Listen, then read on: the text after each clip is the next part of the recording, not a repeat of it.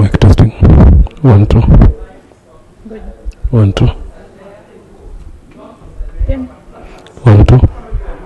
Mic testing. 1 2. 1 2. Leo umeka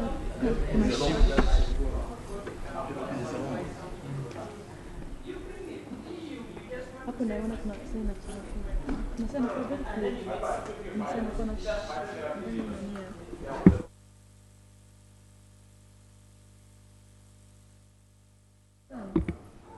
1 2. Mic testing. 1 2. 1 2. Mic testing. Mic testing. 1 2. Yes. 1 2. Mic testing. Hapo tunasema kwa tu tunasema kwa. 1 2. Mic testing. Sawa, asante.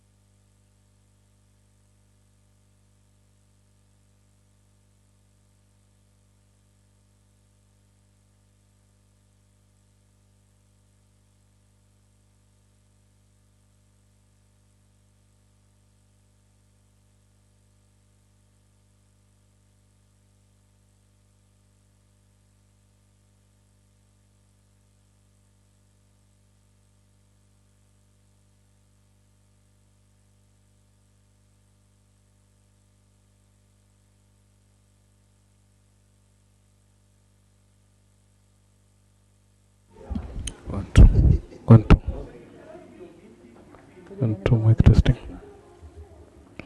1 2. Mic testing. 1 2. 1 2.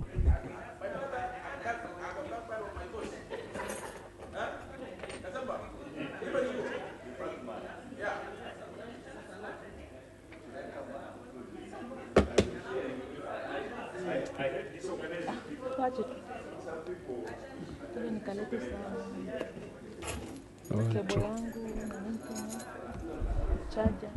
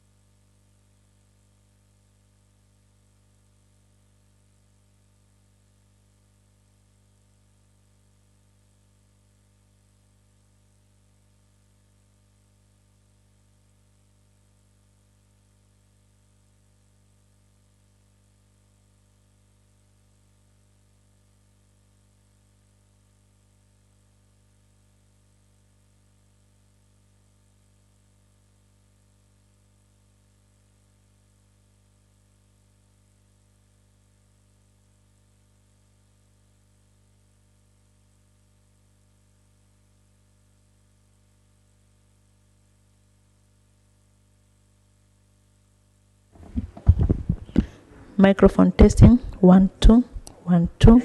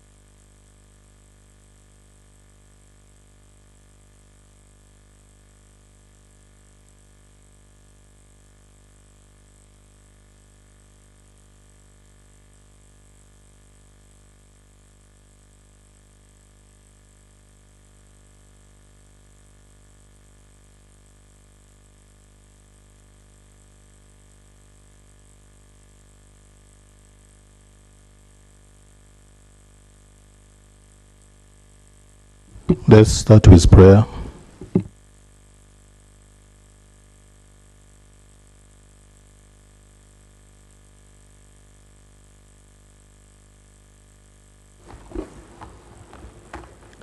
Almighty God, who in your wisdom and goodness has appointed the office of leaders and parliament for the welfare of society, good of all human lives upon it, and the just government of its people, we beseech you to look with your abundant favor upon us, your servant, whom you have entrusted with the performance of such important trust in this community.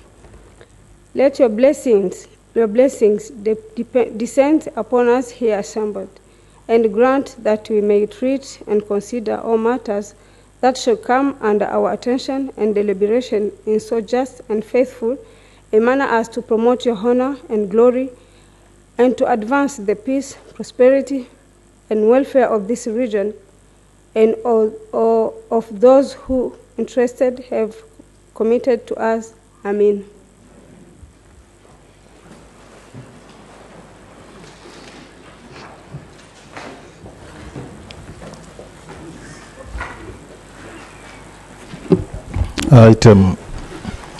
Item number 1 on the order paper, communication from the chair.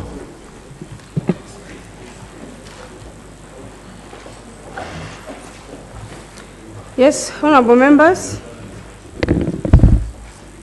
As you may recall, yesterday we had a debate on reports of the Committee of Accounts. We did not finish our debate. Now I would like to call for the continuation of the debate, and some members here had already... Procedure, Madam Speaker. Yes, Honorable Makame. Thank you very much, Madam Speaker. I'm standing on point rule of procedure 16.6, and that rule particularly is on amendment of the order paper with the leave of the Speaker. Madam Speaker, we're having a compact order paper, and in the order paper we're having a very important report, which is itemized number 6. So, Madam Speaker, we'd really like to continue with the one for the accounts on number 3, and then number 4, we have the item number 6 to be brought to item number 4, and then that is the one for the report of the Committee of Legal Rules and Privileges to be brought to number 4, and then number 4 becomes number 5, and then number 5 becomes number 6. Because I think, Madam Speaker, we're having a very important report. We are not saying that the others are of least importance, but we think, with your indulgence, Madam Speaker, if we move in that order. Thank you very much, Madam Speaker. Yes, Honorable Fatima. Honorable Madam Speaker, that proposal by Honorable Makame, I think should not be accepted, and the chair for the committee is not around now. Procedure, Madam Speaker. Honorable. When a motion is proposed, a question is put on whether there are members who are seconding it or not. Yes. So that's we proceed that way, and then you can reject it at the...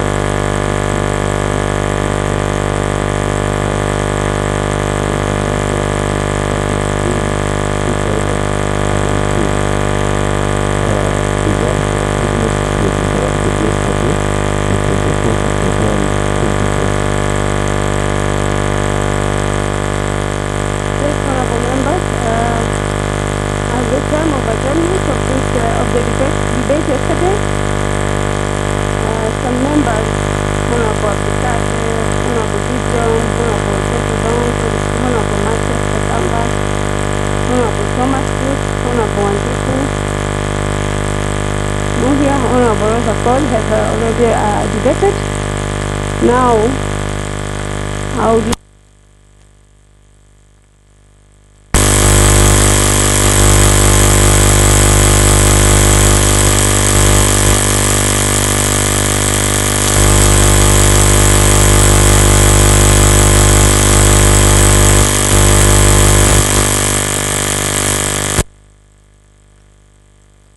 So I have no intention to speak about it again, but I'm studying on procedure and rules number 36 on limitation of the debate. Honorable Madam Speaker, as you may be aware, this report has many issues. We have report on legal, so I want to beg your indulgence if we can limit the debate to at most 40 minutes, so that the members speaking can speak within the shortest time possible, so that we can be able to cover the business of the day. Thank you, Mheshimiwa Wanjiku. That's great.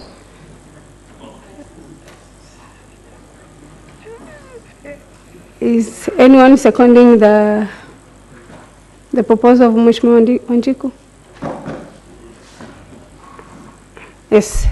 I think it's agreed, because yesterday we have a number of debaters, and I'm sure we'll have more today, but I'll try to limit because the order paper is compacted and we need to go through it if possible. So I would like to, I'm opening the debate for the report of accounts. Yesterday I had finished with this side. Let me come to this side and then I'll come back here. Yes, Honorable Mugenyi, Honorable Gwigema, and Honorable Victor. Thank you.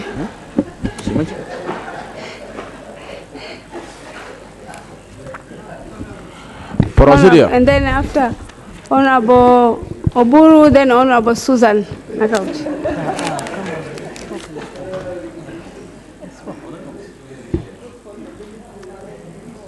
Thank you, Madam Speaker. Madam Speaker, I want to start by congratulating you, like many of my colleagues did yesterday, for winning our confidence and being our Speaker for now. Congratulations. And I hope that the chair will not be too warm for you to want to stay. You know, our Speaker is coming and we equally love him. So, in the same spirit, I wish to welcome my senior brother, the General Honorable Minister Kahinda Otafire from Uganda, on joining us.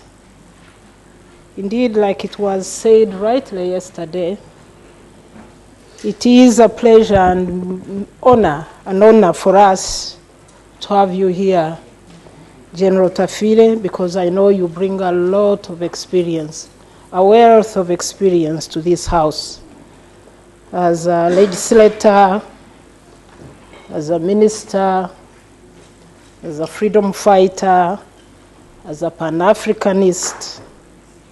Indeed, there is no doubt that your ideology in Pan-Africanism is very grounded.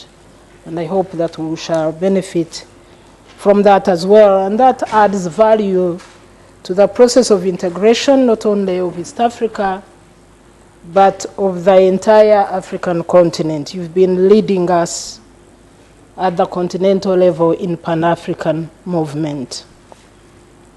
You also participated in the resurrection of this community, because as a minister of Uganda and holding a portfolio that was taking you around the region, I know that you are conversant with the East African community. And maybe also to add that the Honorable Minister is a very witty human being. And his sense of humor normally makes work around him very easy. Whether the circumstances are hard or easy, so always find a way using his sense of humor to get things moving. So you are very welcome, Honorable Minister. Now back to the report. Madam Speaker, I wish to start by congratulating the Accounts Committee for a very big task that you always carry out on behalf of us all. Accounts is not an easy area. The volume of work, the amount of time you put in, the brains that go in to scrutinize every aspect and figures of the institutions and organs of the community is commendable.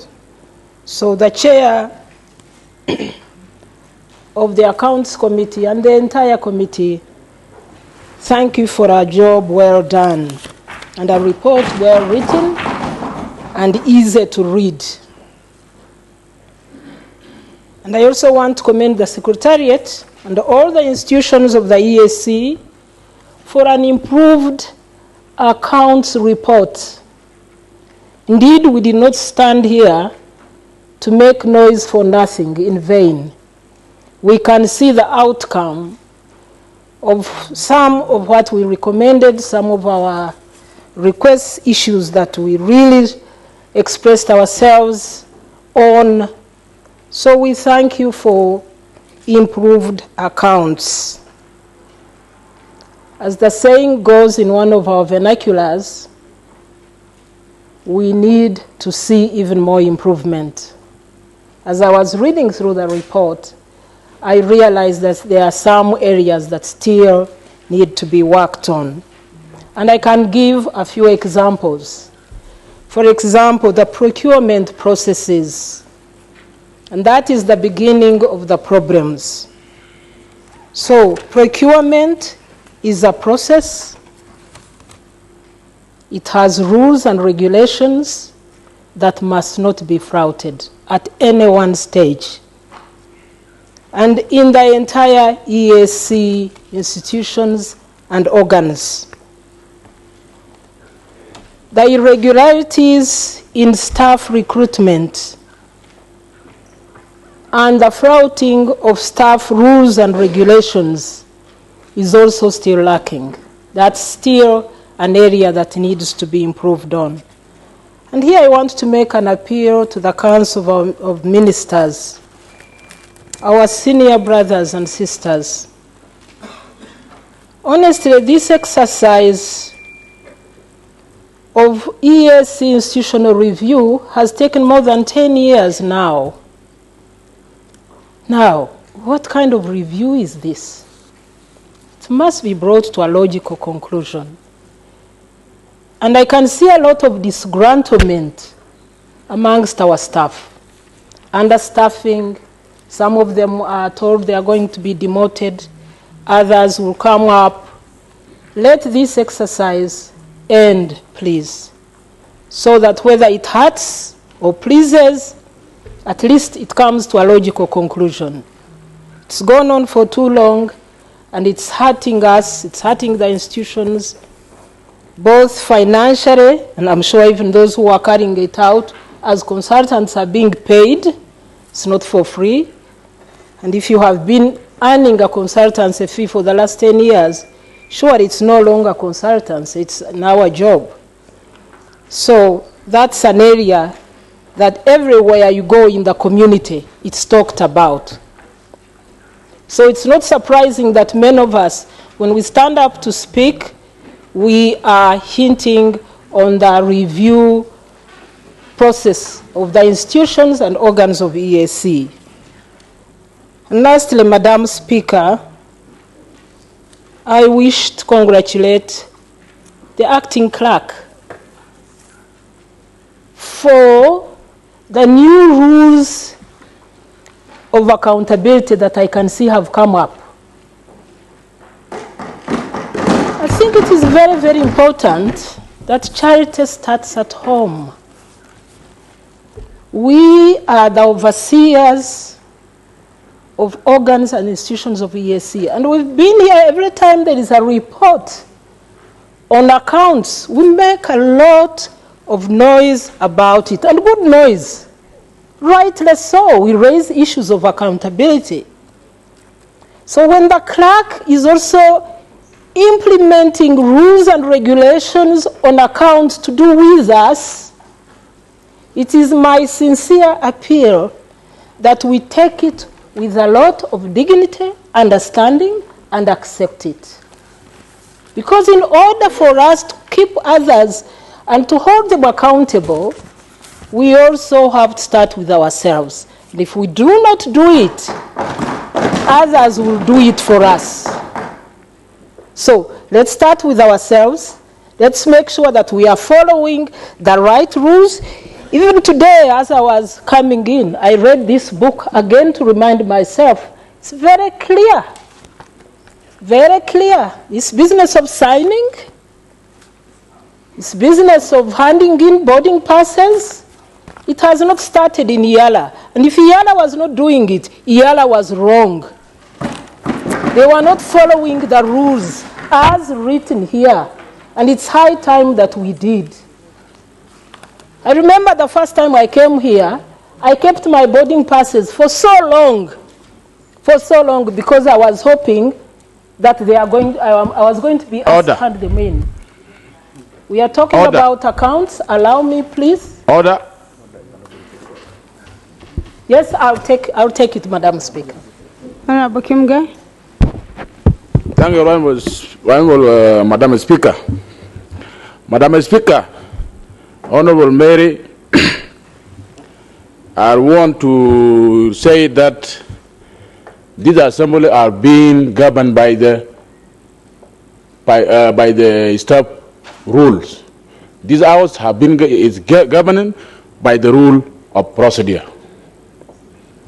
So you must be very clear that the members of these hours are under rule of procedure, not staff rules and regulations.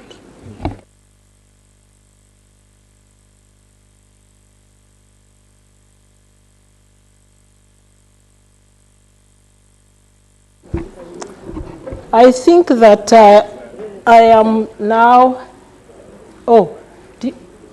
excuse me, Madam Speaker, it's you.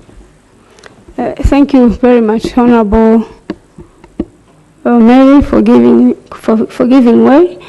I'm informed by the clerk here that regarding administration and regarding finance, we are governed by the staff rules and regulations, financial rules and regulations. So, financial rules and administration. So, Honorable Mary, proceed.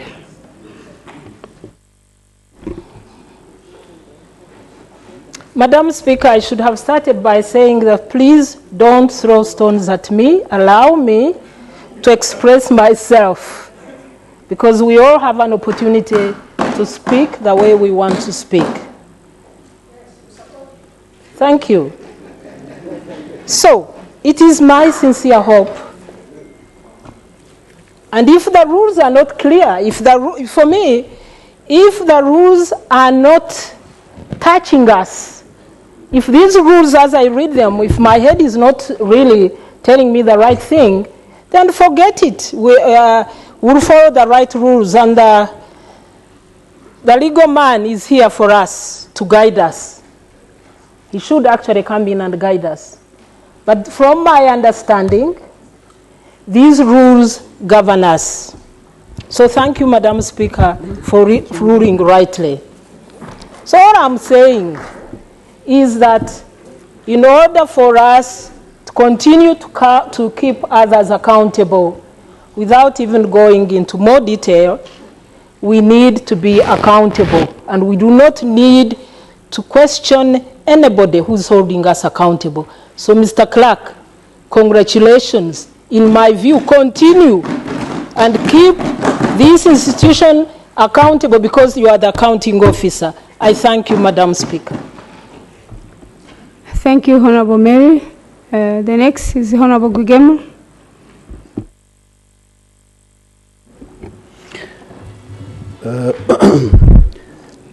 Thank you, Madam Speaker, for giving me the floor. And I start by congratulating you for your election, and I thank members who nominated you and who elected you by considering gender sensitivity. I congratulate you. Every event has a meaning. It is very meaningful. Thank you, Madam Speaker.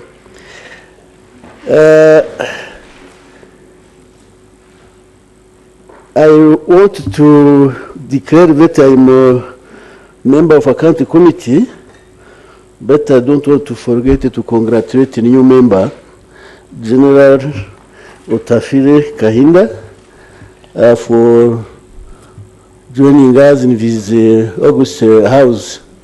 Welcome, and again, congratulations. Madam Speaker, I rise to support the report as I am a member for a county committee. And by the way, praise the new methodology of presenting the report. This report is being presented by sharing the lecturing of the report. And it was read very eloquently by Honorable Bayamiabo Jean-Claude, Honorable Kennedy Karonzo, and by Honorable Mukuria Kennedy, and the chair himself. I congratulate the members of a county committee, and I was able also chair Dr. Magembe.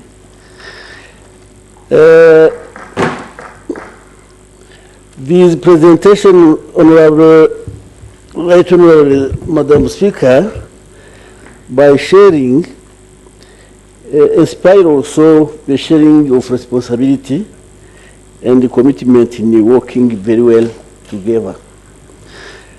I thank again my colleague, and it is a good spirit to share in the future. Right, Honorable Speaker, going through this report, I noted that overall financial position of the community remain reasonably with sufficient liquid assets to meet its maturing liabilities. And it's an opportunity for me to thank the SG for this kind of improvement.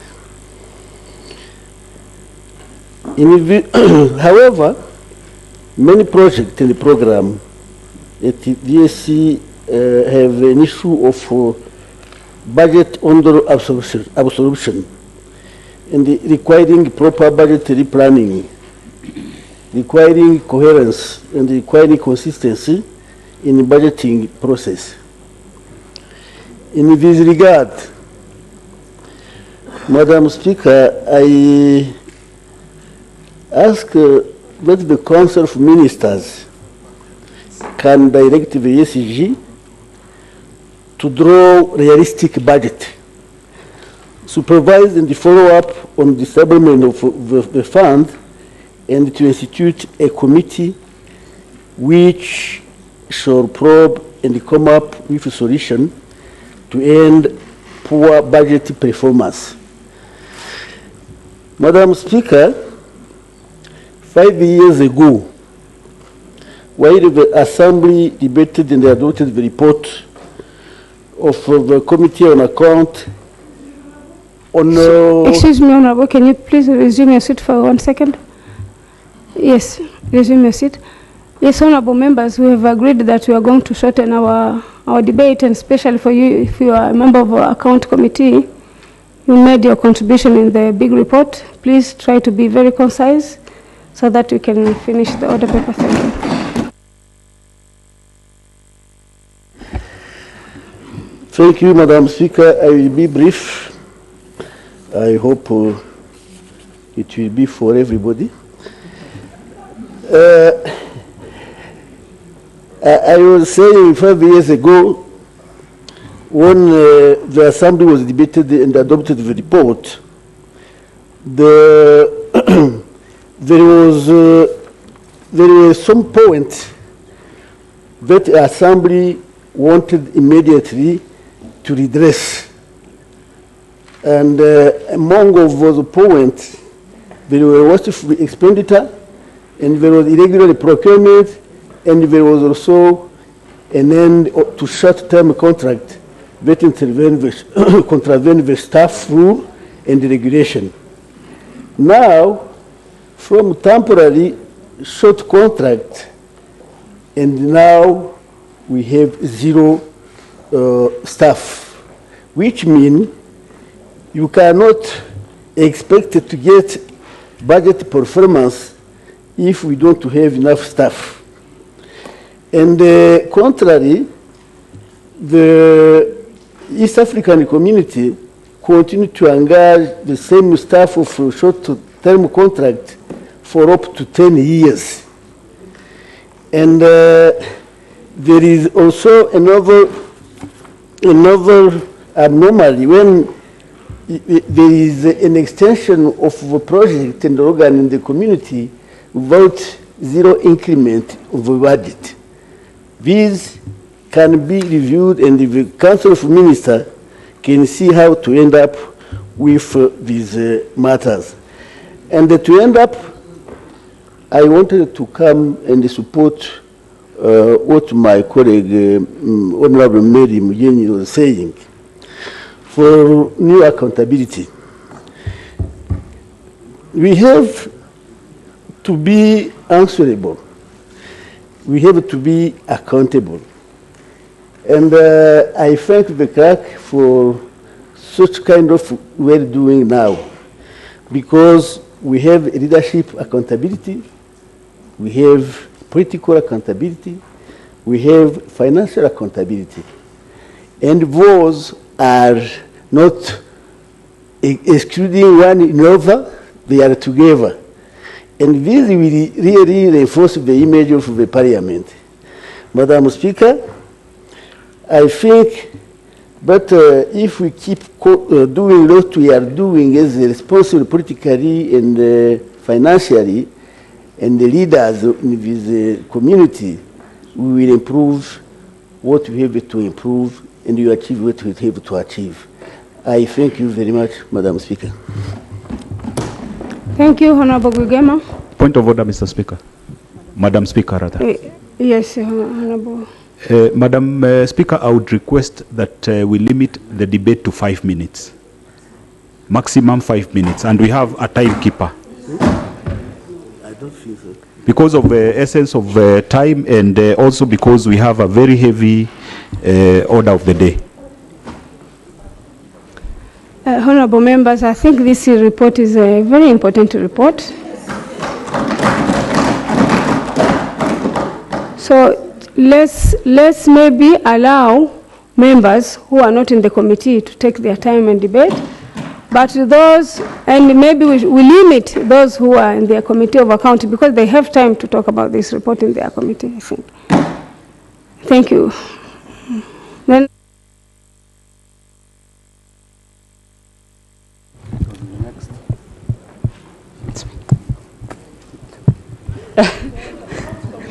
Thank you very much, Right Honorable Speaker. Allow me to also add my voice and congratulate you upon attaining that seat. I imagine it's very sweet. And also to welcome Honorable Retired General Kahinda Utafire to this August House. Allow me to also welcome back Honorable Ken Obura to the House, because it has been a while. Honorable Speaker, allow me to declare that I'm a member of the Accounts Committee, but I happen not to have been around when they were considering this report due to the fact that I was on maternity leave. So I seek your indulgence to ably comment on the report. Thank you. Honorable Speaker, first of all, I would like to first clear the impression over accountability by the Assembly. This Assembly is very accountable. We don't fear accountability in any way. And I would ably say it even before this media, that you've always been accountable. Accountability does not mean the boarding pass. Accountability can entail a lot of things. I know the Speaker has been enforcing accountability for so long. I remember even when we were in Dodoma, Honorable Mary was one of those victims of that accountability. When she came late and her DSA was deducted. That was accountability even before all this. So please, all of us, let's just know that we are accountable in whichever way. If members have any other opinion, it's just the way things are being implemented, not that we don't want to be held accountable as we hold others accountable. Honorable Speaker, I'll start with page 13 of the report of the Committee on Accounts over unremitted funds from partner states. Honorable Speaker, it has become a habit that partner states either delay so much to make their contributions or contributions do not come in at all. During the year under review, which is 2017-2018, over $20 million was not remitted to the coffers of EAC. That is almost 20% of the total budget. In any case, the situation is moving from bad to worse. Compared to the financial year 2013-2014, where unremitted funds were only $2 million, now it has shot sharply to $20.2 million. Honorable Speaker, when we look at Regulation 25 of the Financial Rules and Regulations, partner states are supposed to remit their contributions on the first day of July of any financial year. And I'm echoing this with Council present because they have not taken trouble to follow this up. I've never heard of any partner state that has been sanctioned for non-remittance of finances or untimely remittance of finances. All partner states are supposed to remit a percentage during the first quarter. They're supposed to remit another percentage during the second quarter. But it happens that some partner states do not contribute even up to the last quarter. I would like to hear from Council whether this time round they have any plans to sanction partner states that do not remit their contributions timely. Because this has been the reason for the poor budget performance.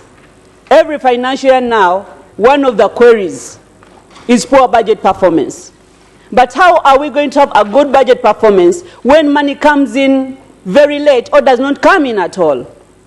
We've even failed to comply with the financial rules where we're not supposed to commit the community after 20th of May.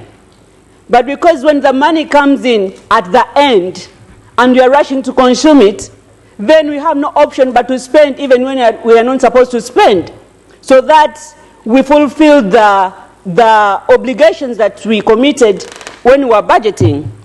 Honorable Speaker, all institutions and organs of EAC were only able to consume 55% of the budget. The rest of the planned activities did not take place. I'll give a few examples. When you look at the courts that is supposed to administer justice, they only received 78% of their budget. That means 22% did not come in. We've seen several times when sessions of the court have been cancelled because they don't have a budget. So we've had a backlog of cases. They moved from 39 cases in 2017 to 60 cases in 2019.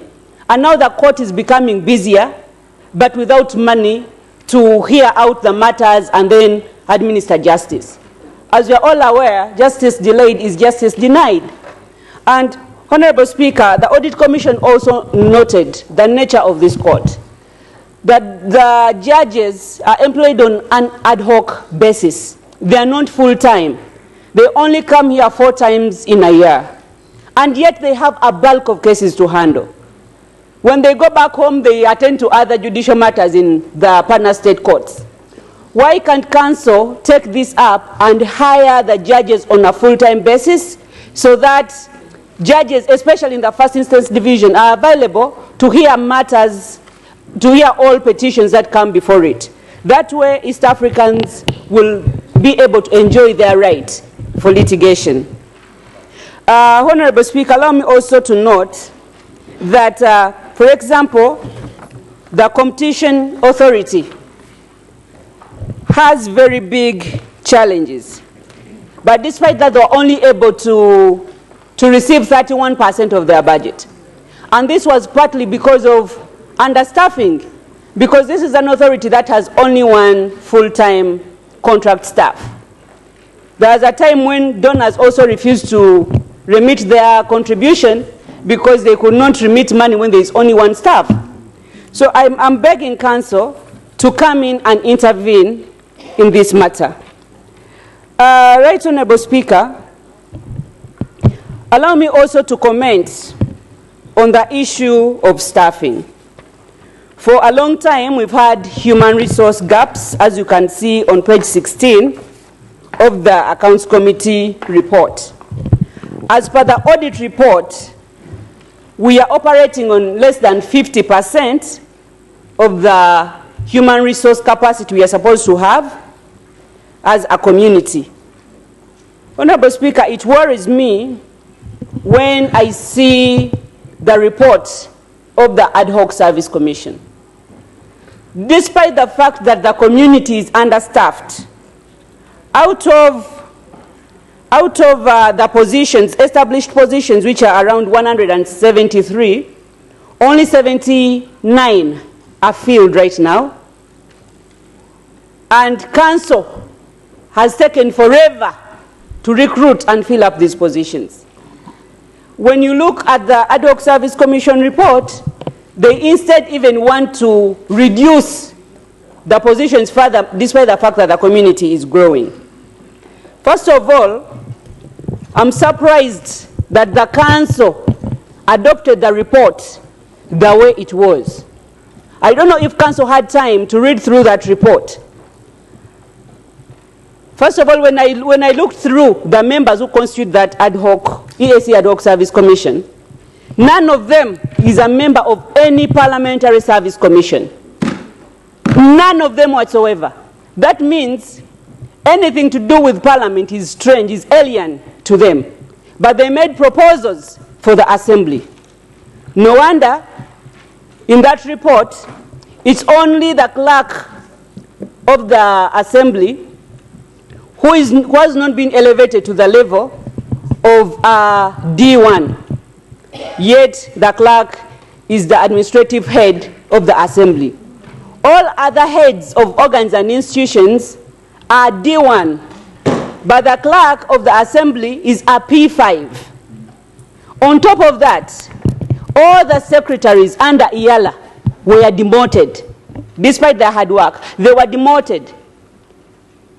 All our secretaries were either G4 or G5, but they were downgraded to G3, of which they automatically lose their jobs. Their contracts cannot be renewed after they expire, even if they are eligible to be renewed.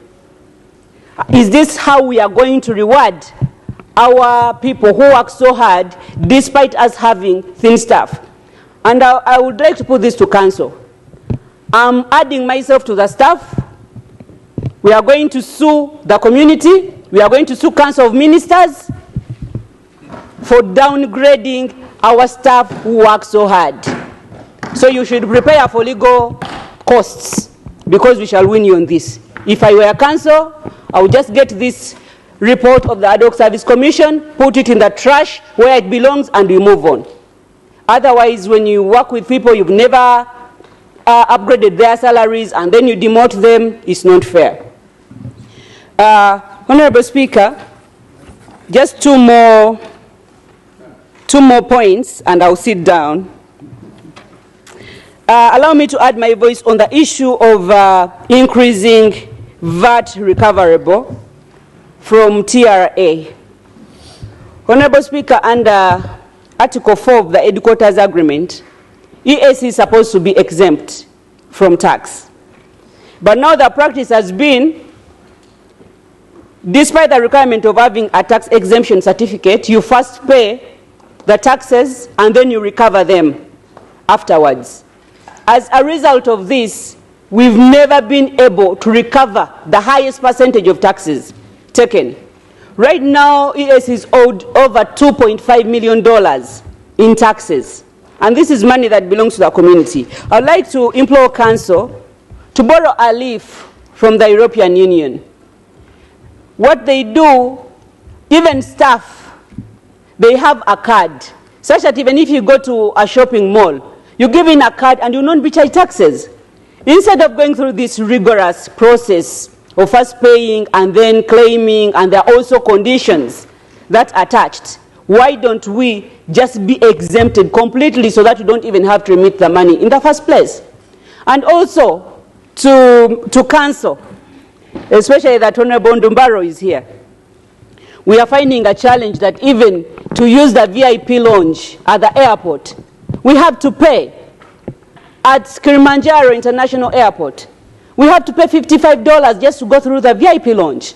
And I thought this should be an entitlement, especially here at Kilimanjaro, where this is our home and we keep using the lounge as we come in to do work for the community. Please, I request you to take this issue for us to whoever is concerned. We shouldn't be charged, because this is a cost again to the community that is supposed to be exempted. So we need your indulgence. Finally, on the issue of ownership of 2 houses belonging to the Inter-University Council of East Africa, now that General Kaindo Tafire is here, I want to put it to him. I've known you for being called Otafire. They moved your name from Otafire to Otafire because of the way you do things. I will put it to you that 2 houses belonging to Inter-University Council of East Africa in Kololo have been having some issues. We've had legal battles for a while. In 2012, the issue was brought to Council. The Council made recommendations. Ministry of Lands intervened. Ministry of East African Community Affairs intervened. But the Inter-University Council of East Africa still failed to get back these properties. So I would like to request you to get involved and help out the Inter-University Council of East Africa so that we claim back these properties of the community. I beg to submit, Honorable Speaker. Thank you. Thank you, Honorable Nakauchi. Honorable Victor, then Honorable Oburu. And then we'll come to this side. Thank you, Madam Speaker, for the floor to add my voice to the debate of this report. First of all, I have to declare that I'm a member of this committee, but I will be very brief. And before I raise my concerns, permit me, Madam Speaker, to congratulate you for the confidence honorable members of this House have put in you by electing you to preside the sittings of this House in the absence of the Speaker. Secondly, Madam Speaker, I'd like to join my voice to my colleagues who spoke before me to congratulate and welcome the new member, Honorable Major General Otafire Kahinda. Madam Speaker, I have 2 concerns, and those are about the East African Development Bank. As you can read on page 14, item 9.0, the Audit Commission reported in its previous reports that the East African Development Bank, EADB, of which about 90% of its shares are owned by partner states, has not been audited by the Audit Commission. My question is for Council to tell us the exclusivity of this institution to that extent that it can't even be audited like other institutions of EAC. Secondly, Madam Speaker, it is asserted that the primary focus on intervention of this bank is food security, infrastructure, education, health, natural resources, environment, and regional integration. From this perspective, Madam Speaker, I need to be educated as I'm a representative of the people of East African on how well this bank is fulfilling its mandate by ensuring the sustainable development of this region. I thank you and I support the report. Thank you, Honorable Victor, for being brief. Yes, Honorable Oburu, then Honorable Francoise, Honorable Musamali. Thank you, Madam Speaker. Madam Speaker, I would also want to start by congratulating you sincerely for having been elected to briefly chair the sessions of the Assembly. I think this is an honor conferred upon you, and we are happy for you, and we want you to discharge the duties as you promised yesterday. I can see you have already started it with dignity. Now, I also want to welcome our brother, General Otafire, who has joined us, and I've even been told he's a very good friend of ours, particularly my brother Eala. So, General, welcome, and thank you for your friendship and also for your very, very good remarks we have heard from your colleagues from Uganda. And we hope that those good qualities that you have will help us to move the community forward to the next level. Madam Speaker, I want to just be very brief because I see there are some members who are a bit worried about about time, and we would like to just mention a few things, just highlighting a few things here and there, Madam Speaker. Madam Speaker, I would like to start with the machine, which was bought in Kisumu from 2016, a hyacinth machine. Madam Speaker, that hyacinth is choking the lake, is choking Lake Victoria. It is preventing the movement of boats.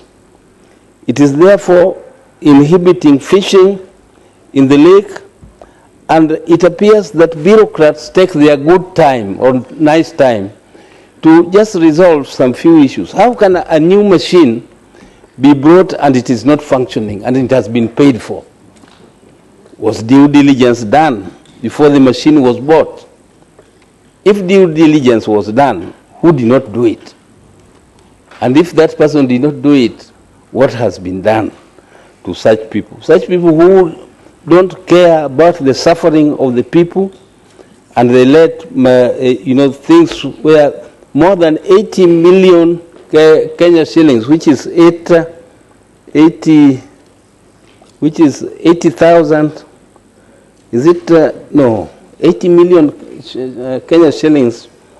I don't know. I don't want to translate it into dollars, but maybe $8 million has been spent, and the machine was lying idle. Madam Speaker, the other thing I want to talk about is budget.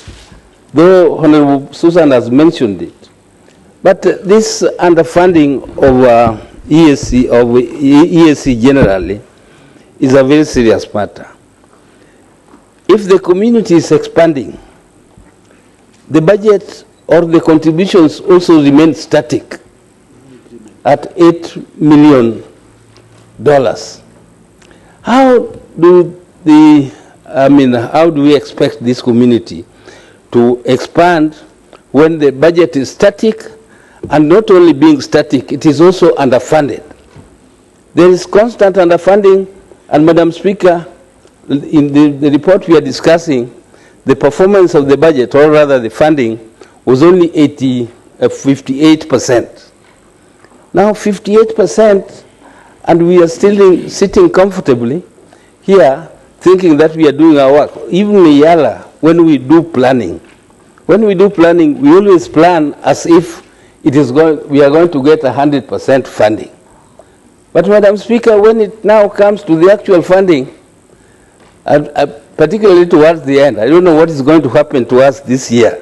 But last year, members were coming here and using their own money to stay here without being paid. Either some of us who don't use those boarding passes Madam Mary was talking about, because we drive our cars. We were just refunded recently. We were coming here using our cars, servicing our cars, doing everything, but there is no money to refund us. And when we come here, you stay in hotels, honorable members stay in hotels, and there is no money for them to pay for the hotels. And this is happening not only to Eala, it is happening across the board to all the institutions of the community. I think it is a high time the council took this matter seriously and took up the matter with the summit so that something is done to improve the funding of this, of the community, and also Eala. Madam Speaker, I want to just mention something about the implementation of projects. Madam Speaker, it is connected with the budget, but when you are blaming, in the report here, we have a comment by the Audit Commission that even the previous recommendations of the Audit Commission were not implemented. So many of them have not been effected. So many of them have not been implemented by either the Secretariat or other institutions of the community. Madam Speaker, I don't know why this issue we are discussing about tickets or boarding passes is so urgent that because this community has been accounting, even Eala has been accounting. It has been accounting for all the expenditures. And I saw that audit query, what it was asking, and it is just a query. You know, an audit query is not something which is, it is upon the people who are asked to answer the questions, to answer the auditors correctly. It is not upon the members to start quarreling with the clerk here about this issue, because there are many ways of accounting for the expenditures. The audit query only asked about a ticket or a boarding pass. And those tickets are available. Why don't you just show them the tickets? So, because they are members, when they come here, they record their presence. So, a person traveling from Burundi and is attending meetings here, you still want to tell him that if he misplaced his boarding pass, he is not here because he has not produced a boarding pass.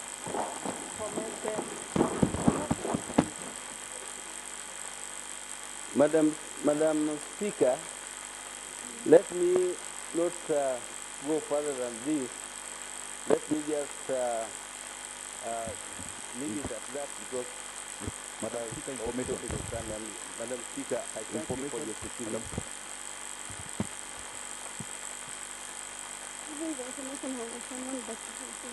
Madam Speaker, I would like to give the Honorable Oburu some information. Okay.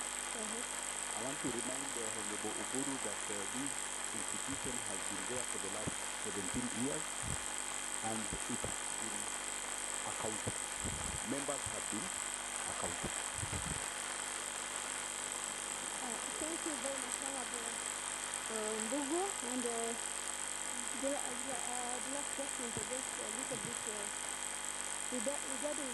which has been brought in our commission LGBT. It's really unfortunate that we have a machine for 4 years and has not been used. And it will even reach the lifespan before it is even being used. So I hope the Council of Ministers will really respond to this story. Thank you. The next is Honorable Francois.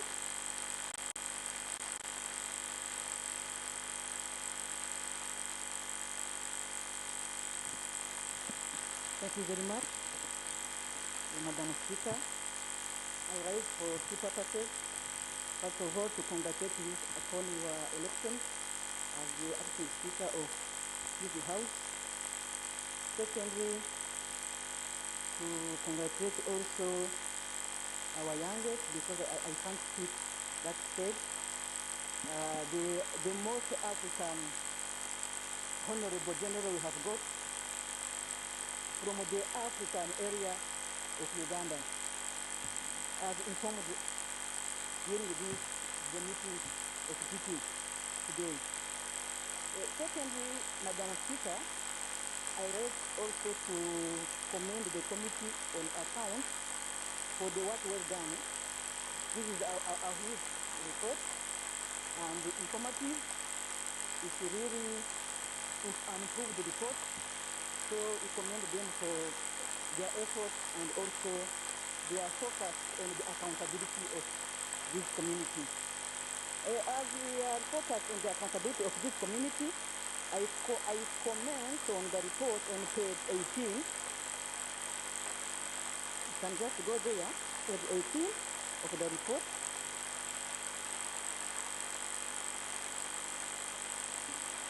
Point 1.8.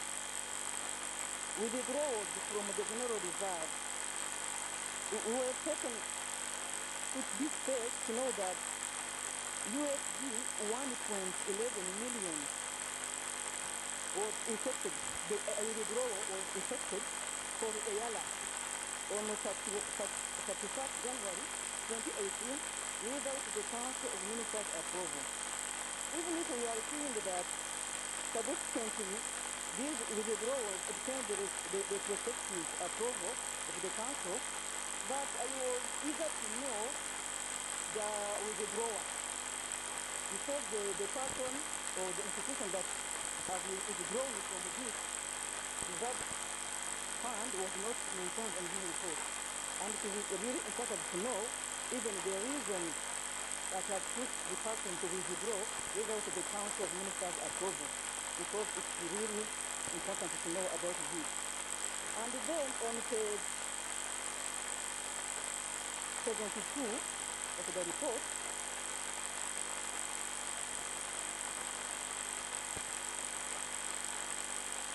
this is about us, the revenue management committee recommendation as far as Eala and members and the secretariat, partner states, we are all of us concerned as a team. Management of Eala should be liaised with partner states, EIC secretariat and the Eala members to ensure that there is a robust mobilization and the collection of contributions from partner states. I agree totally with the reporters that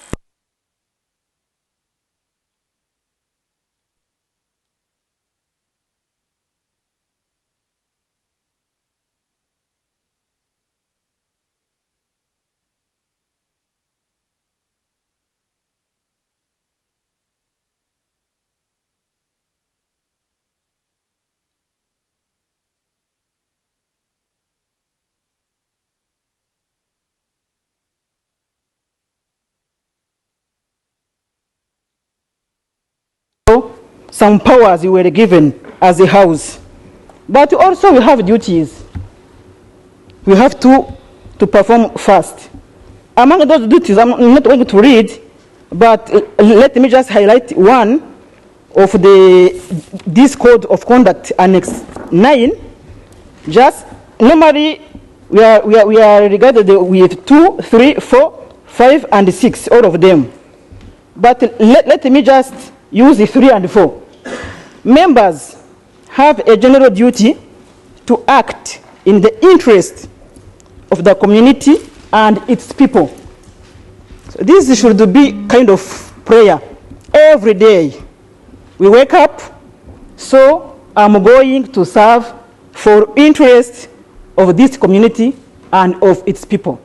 Otherwise, you are not doing anything in this community.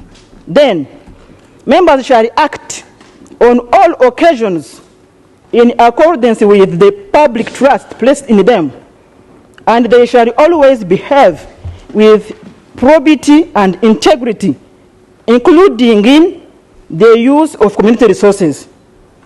So we have been trying our best, members, to comply with this point 4 of the Annex 9 of Code of Conduct. But you know, when we talk of every member to have a duty to attend and participate in the sittings of the Assembly, committees or other scheduled activities of the Assembly, subject to Rule 93. That rule is about seeking leave. When we are absent, we just inform the Speaker or you ask for leave. It's official. For those members present, they need evidence that they are there. If we have not sought for a leave, so we have to show that we are there. There is no other way maybe to do so far. We can find another way to prove that we are present in the meetings or here in the House, because we are just signing the books to show that we are present. Maybe we can find another alternative to show it. Maybe photo taken, maybe videos, maybe, I don't know. Order. We are just reflecting together. Order. And then, Madam Speaker. Excuse me, Honorable Francois. Resume your seat, Honorable Nakauchi. Thank you, Right Honorable Speaker. Honorable Speaker, is the member in order to dwell on a matter that is not part of this audit report? Because we said we have limited time. You've made us to really shrink our contributions, but members are dwelling on something that is not even part of this audit report. Is she in order when she's also a member of the committee? Yes, Honorable Nakauchi, we are talking about an account report where accountability is part of it. I think she's in order, yes. Thank you, Madam Speaker. As we work as a team, I was even trying to bring a lure on the conflictual matter that was brought to us during this debate. Honorable Kim mentioned about that we are governed by only this rule of procedure. Order.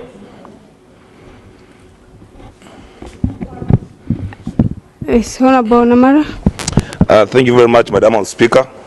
I move on the point of order, whether it is in order for the honourable member to impute bad motive on the Assembly by trying to imply that this Assembly, people don't attend meetings and people do not come for plenary, when we have actually not had a situation where we have that quorum. Is she in order? Honorable members, please allow me to guide on this. In the commission, this discussion took place and we are still discussing it. We even had a discussion with the Council of Ministers. Please let me be very brief on this. I'm sure the Council of Ministers has promised will come up with some proposal which will be good for all of us. Thank you.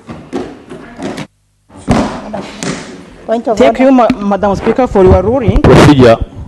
Point of order, Madam. Honorable members, don't confuse the Speaker.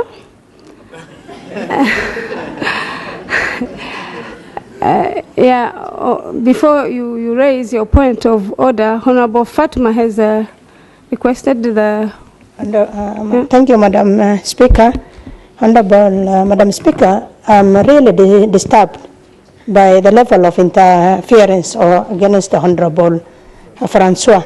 And if you really go through the Hansard, Chair, all the speakers talked about accountability by Eala. I don't know what is the pain, Honorable Francois, discussing and strengthening and clarifying issues of accountability. Honorable Chair, I wanted some restraint from the House for Honorable Francois to complete her contribution.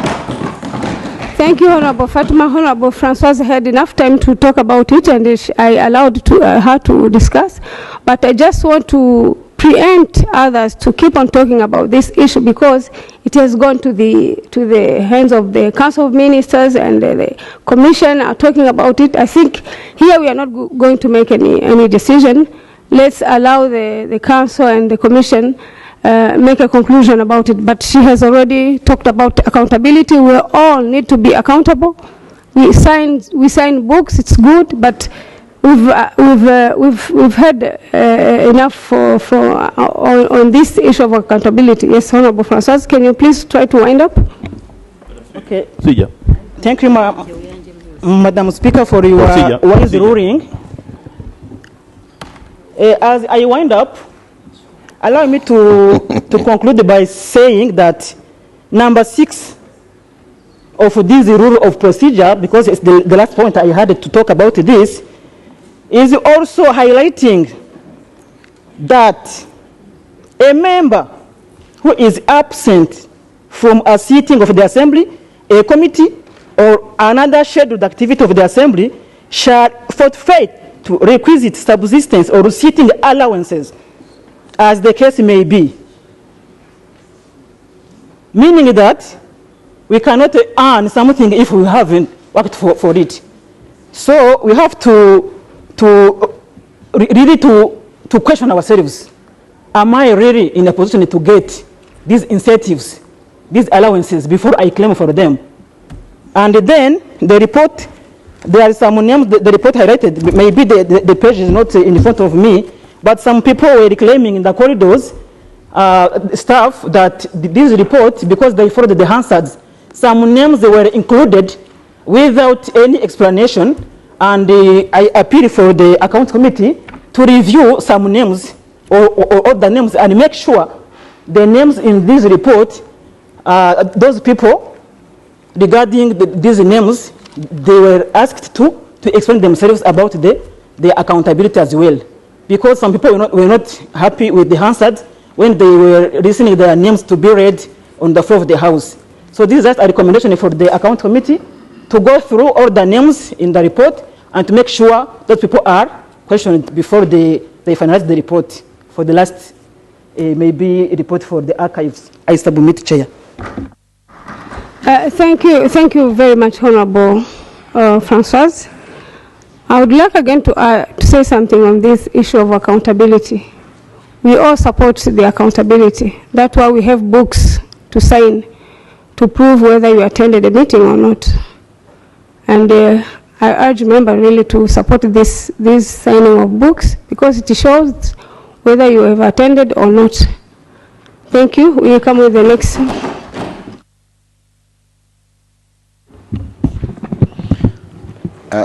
Thank you. Thank you, Honorable Madam Speaker, for this opportunity for me to make a contribution on this report. From the beginning, I support the report, but before I go into that, let me also take this opportunity to congratulate you upon assuming that powerful position as our Speaker of this moment. In Uganda, there was a president who ruled the country, I think, for 18 months, and he was overthrown. When he was overthrown, he remarked, and he said, that seat is very sweet, but very hot. So, Madam Speaker, I am sure this seat is sweet, but it's hot, because when the Speaker comes back, you will join us. But all the same, we thank you, we thank the Lord for putting you there. I also take this opportunity to welcome our Minister, our youngest member, the Honorable General Kahindo Tafire, for joining us here. For me, I've worked with him. I know how he operates and how good he is. So we are going to benefit from him. But I also want to take this opportunity to inform you, Honorable Minister, that you are joining a council of ministers who are too diplomatic. They are too diplomatic. There are things here which move at a slow pace in terms of implementation, and they have affected the operation of the community, as well as the speed at which this community should be integrating. So, given the fact that some of us know you, that you work very well and with a high speed, and at times aggressively when things are not moving very well, we expect that speed. We also expect that input as you join this council. The point which I want to add to debate in as far as the report is concerned, Madam Speaker, is that it's on page 16. It's about human resource gaps in all organs of the institutions. Some colleagues have already talked about it, so I'm personally coming up with a solution. There's a problem in terms of recruitment and filling employment positions in the community, in all the institutions and the organs of the community. And my observation is that there is no permanent organ or department that is responsible for recruiting these people in the community. They are basing on ad hoc commission, service commission. I feel this is inadequate. I want to propose that council comes up with a bill to establish the East African Community Public Service Commission, such that it is able to be there to take charge of recruiting the human resource that we need in the community. You are aware that out of the 173 staff positions that are available, only 46% have been filled. So 54% are not filled. And the reasons advanced for not having these positions cannot be convincing. And if they can't have a permanent service commission, public service commission, you can borrow the leaf from what the council itself put in place, the audit commission. The audit commission is basically made up of auditors from the partner states, and they are doing a very good work for the community in auditing the community work, to community accounts. So we can still have the public service commission. We get representation from every partner state, and we shall have a public service commission for the, whether we call it ad hoc or also, I don't think we should even call it ad hoc, but we shall have a service commission which will be responsible for ensuring that the human resource that is needed in the community is filled. Lastly, Madam Speaker, I want to go to, still, since I'm talking about staffing, I want also to refer you to rule number 98 of our rules of procedure. This is about assistance to persons with disabilities. Our rules of procedures, this matter, let me read verbatim. Notwithstanding anything in these rules, the Speaker or a chairperson of a committee shall take all necessary steps to ensure that persons with disabilities are facilitated in their participation in the proceedings of the House or its committees, including in appropriate cases, name them. As we talk, an alarm bell has been rung, and we are here to talk for these people. The ADs to our members who are living with disabilities have not been paid their salaries, and it has not been captured in this report. I don't know why. For 2 years, they have not been paid their salaries.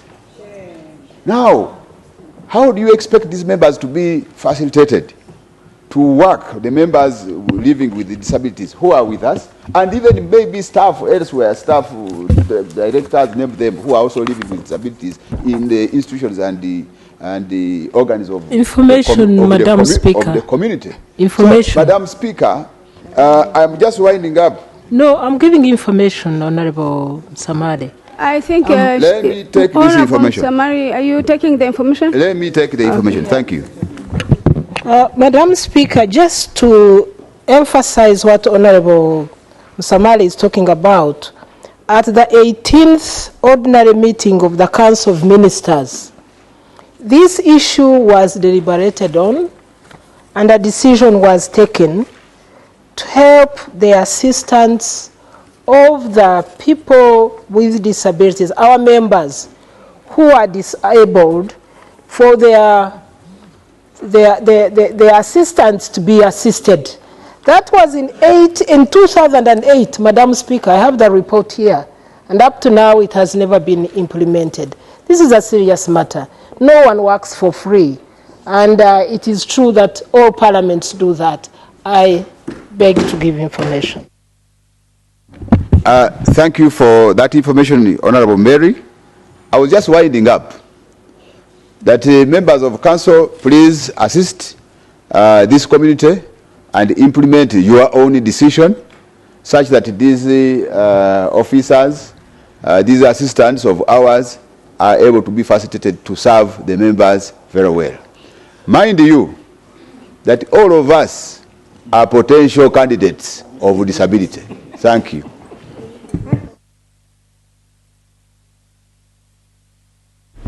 Honorable Musamari, please, members, I want to make another order of those who are going to contribute. Please, members, be brief because we have a lot of things to do. I start with the Honorable Namara, Honorable Fatima.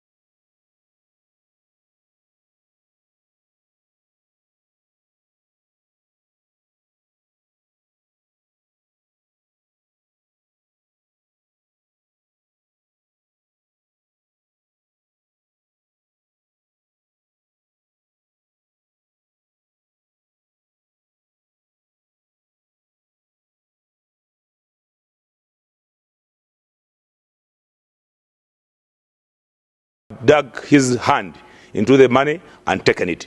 This one around, I think they are doing well. It's not bad. We are moving in that direction.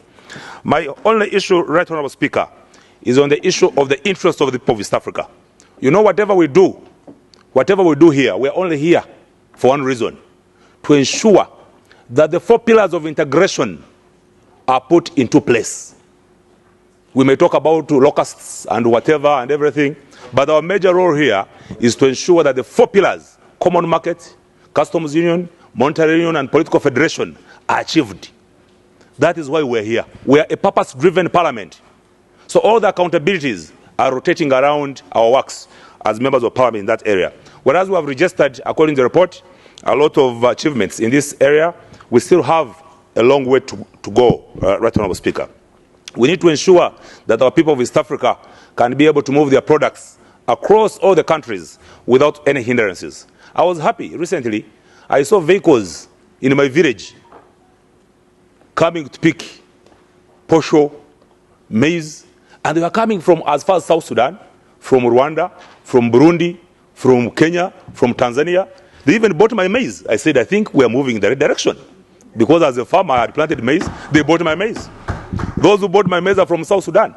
So I must congratulate East Africa for the work well done. So we should put more emphasis to ensure that actually the NTBs which are there are removed. Lastly, Right Honourable Speaker, on the issue of accountability, it would be a grave danger for members of this House to try and portray to the public as if members are not accountable. It is a very dangerous danger, very dangerous, for you to try and report yourself to the public that you're not accountable. As far as I'm concerned, I'm extremely accountable. For that one who is not accountable, you should speak for yourself. You say, I'm not accountable. Don't say members should do this. As far as Honorable Dennis Namara is concerned, I'm accountable. That is why I'm here, and I've not been missing meetings, and I've been signing. Right Honorable Speaker, the issue that members are talking about is that they should not be boxed into a corner to be treated as if they are children, school children, whereby decisions are passed and there's no communication to them in as far as these procedures are concerned. No one is refuting the implementation of accountability procedures, but follow the law. Don't act outside the law. You are initiating your own rules and procedures. You are quoting wrong provisions of the law to guard members and ensure that you are putting them in a fixed corner. That's what members are refusing. Information, Honorable and I will rejoin the members. Speaker. Information. Why? Are you taking the information? Yes, let me take that information. Yes, let your Honorable information. Thank you, Honorable Namara. And Honorable Wanjiku wanted to take your part, but I'm happy that you didn't hear her. I wanted to ask Honorable Namara to abide to what the Speaker has guided. The Speaker has guided that this matter has been discussed in the Commission. This matter has been presented to the Council of Ministers. This matter is in the process of being finalized, and I feel that we should respect our Speaker and wait. And as honorable members, we can sit down, discuss our matters, and solve it. And I believe that the commission you have put in place can really do a good work and come back to you. I submit.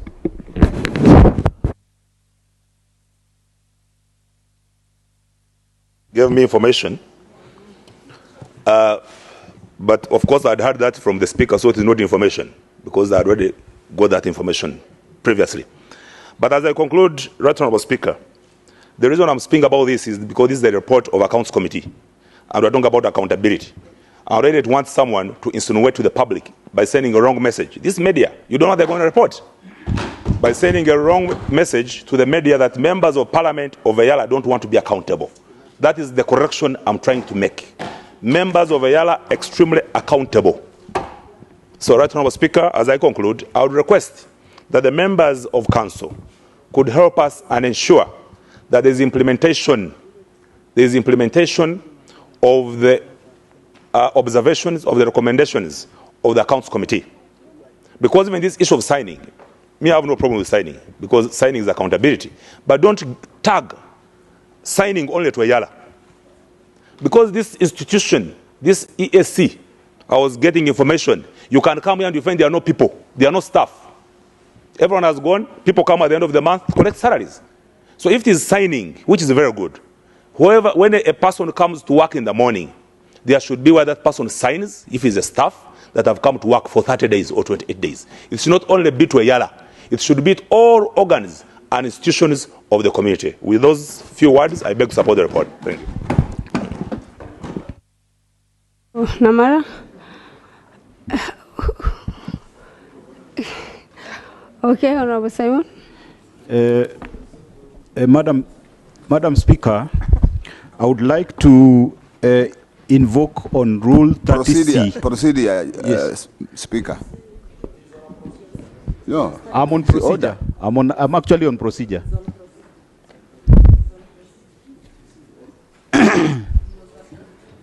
The Speaker's eye. I wanted to catch the Speaker's eye. Madam Speaker, I'm on procedure. I would like to ask the House to invoke Rule 30C to adjourn the debate and put the question because of time. Because already we had asked for 40 minutes initially, and you ruled on that, Madam Speaker. Honorable members, we had agreed that we finish with this debate. Please, let me request the members who are going to contribute to be very brief so that we can finish. Honorable members, please. Procedure. Procedure. Procedure. Procedure. Procedure. Procedure. Procedure. I assume I'm on the floor. Procedure. Procedure, Madam Speaker, you had already ruled on 40 minutes, Madam Speaker. Yes, Honorable Simon. You had already ruled that the debate for the particular item will go for 40 minutes. Procedure. Honorable Simon, I didn't rule. I said, let's give 40 minutes for us to finish, and I extend some 20 minutes for us to finish. Thank you. Thank you, Honorable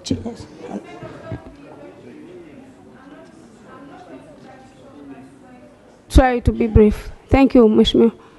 Thank you, Honorable Madam Chair, for allowing me this opportunity to contribute. Honorable Chair, I think we need to appreciate the volume of this report. And we need to appreciate, Honorable Madam Speaker, that accounts and anything dealing with finance, human resource, and other control measures requires intensive discussion. Are you taking the information? Are you taking the information from Honorable Makame? Oh, okay. Honorable Makame. Madam Speaker, we've just realized that the clock, which is supposed to be there, someone has removed it, and there's one who's giving time. Thank you, Madam Speaker.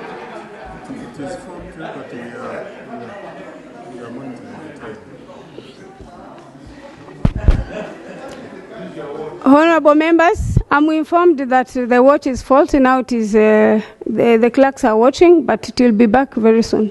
Thank you.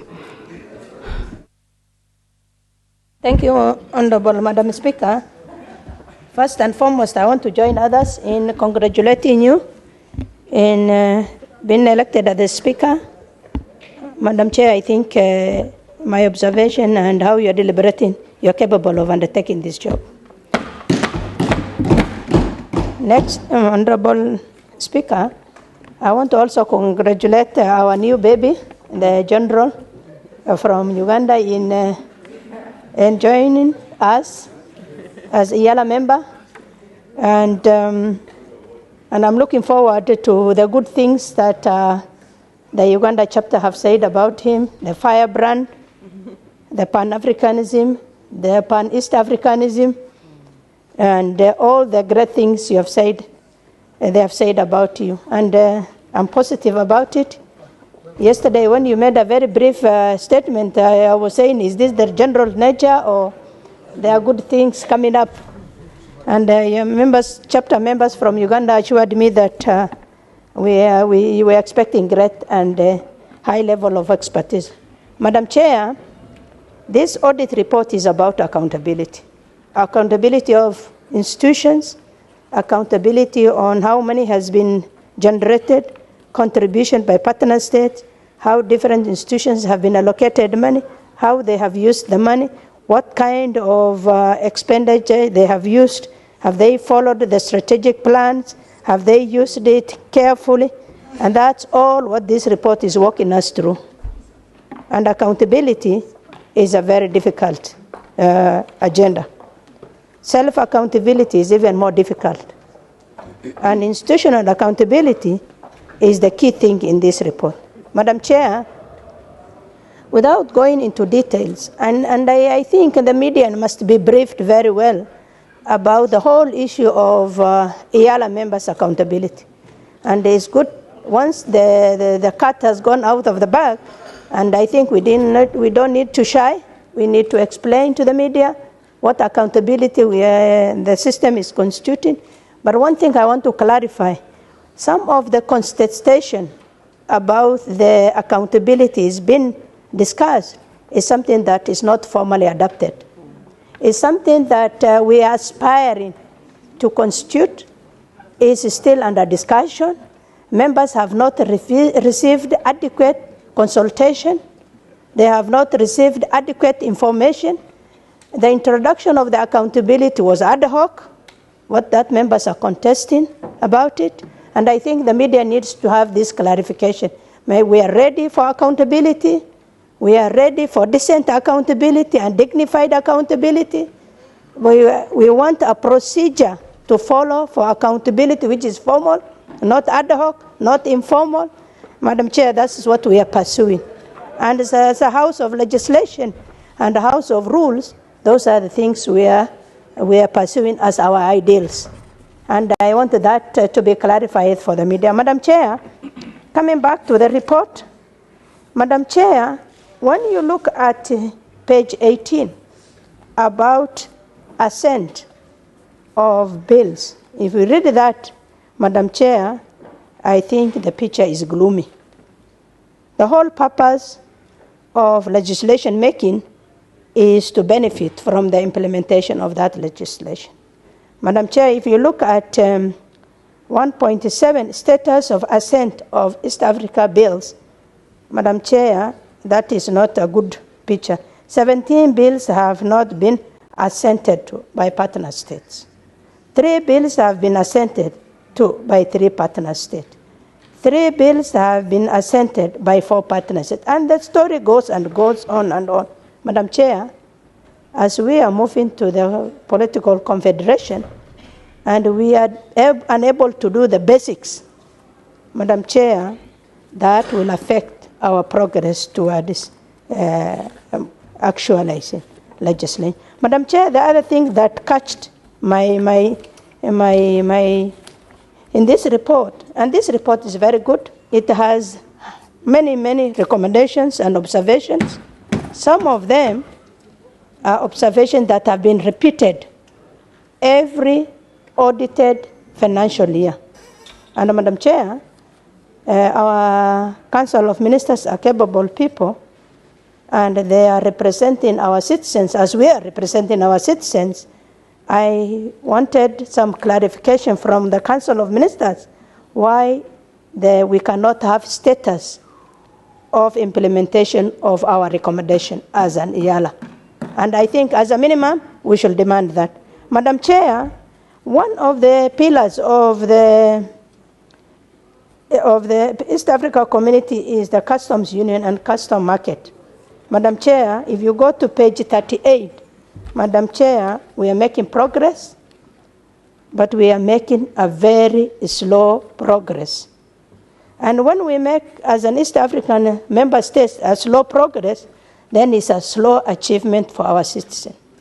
They are not benefiting from all these protocols, this customs union. If you look at the committee observation and you read it, it says there are series and series of NTBs, non-tariff barriers.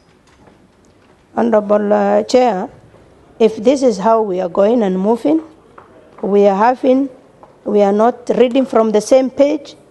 Different countries are holding to their best and pet of creating NTBs that are not spurring growth, NTBs that are inhibiting movement of goods and service for our East Africa community.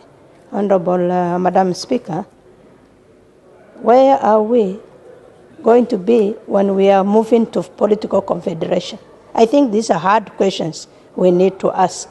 Madam Chair, the other issue I interacted with this report is issues of risk in the institutional risk management.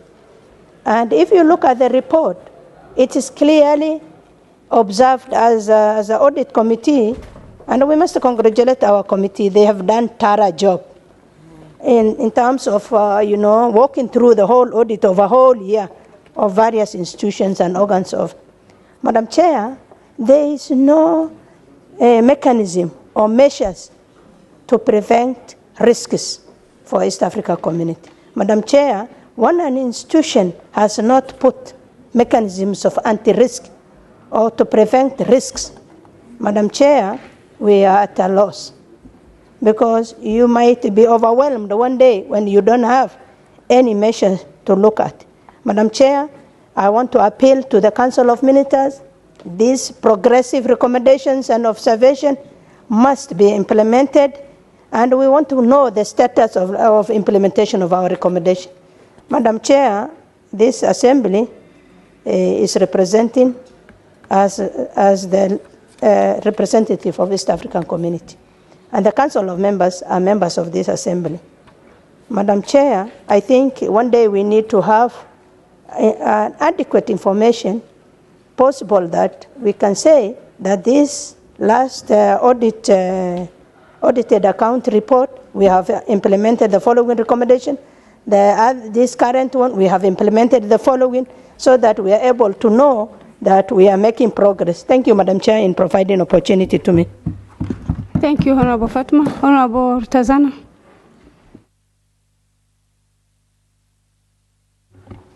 Thank you, Madam Chair, for this opportunity. I start by congratulating you for being elected to acting as a speaker. Congratulations.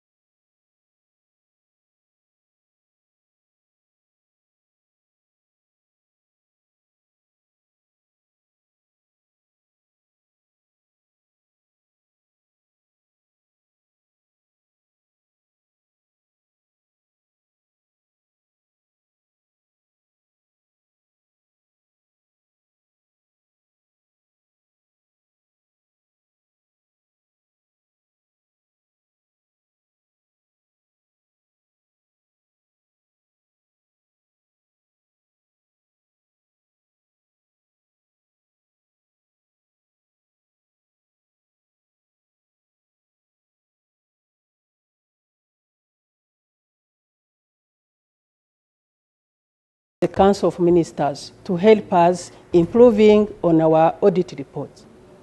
That's one.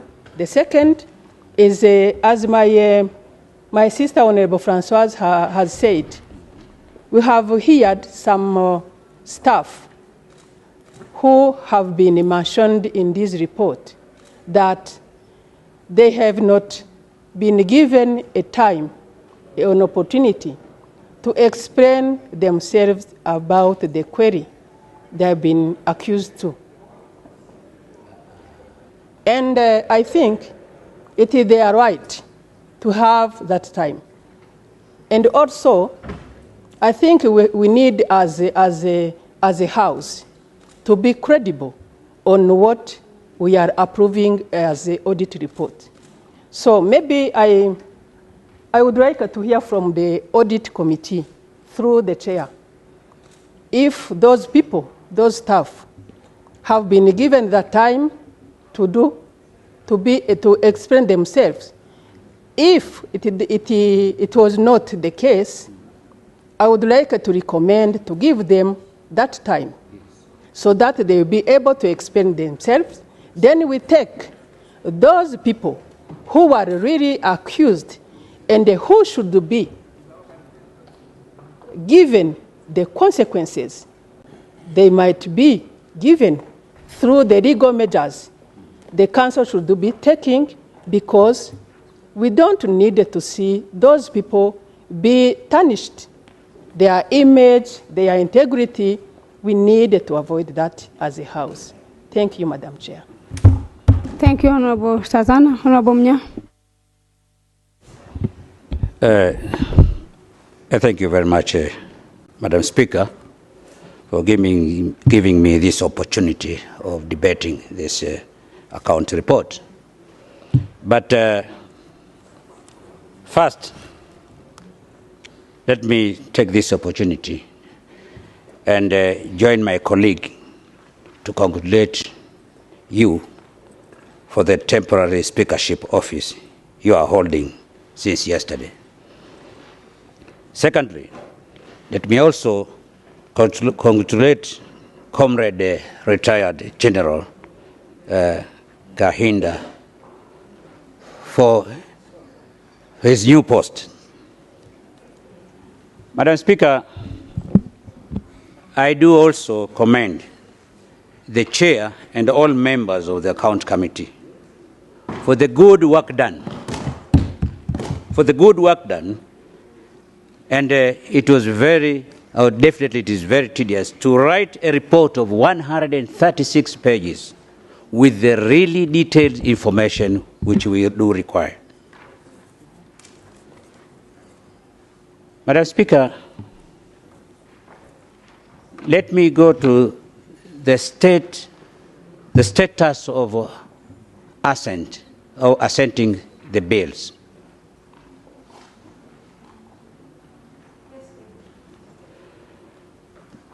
Madam Speaker, this issue of assenting, according to this report, that by 30th June 2018, there has been 25 bills dating back from 2012, which are still waiting for assent. Madam Speaker, the report is talking about bills. How about protocols? I believe there are also some protocols which have not been ratified. And actually, if these 25 bills back from 2012, how about after 2012, from 2013 to date, are we waiting from the report of the Account Committee to inform us? I think this is not in a good order. It is the duty of your office, Madam Speaker, and Chair Councils to inform your members regarding the bills which have not been assented and keep us up to date for the bills and protocols in order that your members of this August House will be in position to know what is going on. And also, it will motivate us for the work we have done before. So we should not wait for the Account Committee or for the auditors to inform about the bills and the protocols which have not been ratified or assented. Is the duty of your office, Madam Speaker. Madam Speaker, regarding the data from Table 5, page 19, I think the data given in page 5, Table 5, page 19 of this report, should conform the recommendation given by the Account Committee on page 22, the Uganda case. Or if it's a typing error, it's something else, but it should be corrected, but it should conform. Madam Speaker, page 15 of this report, there is tables and regarding the partner state contribution. It shows clearly the trends. And you will see that it has been stipulated here that from 2013-2014, year 2013-2014, there has been an increase of partner state contribution for about 34%. Due contribution. It started from 30 million and now we're standing at 57 million by 2017-2018, according to this report. But on the contrary, the contribution paid is declining. and is declining drastically from 35 now to 37. On the other hand, the outstanding is increasing.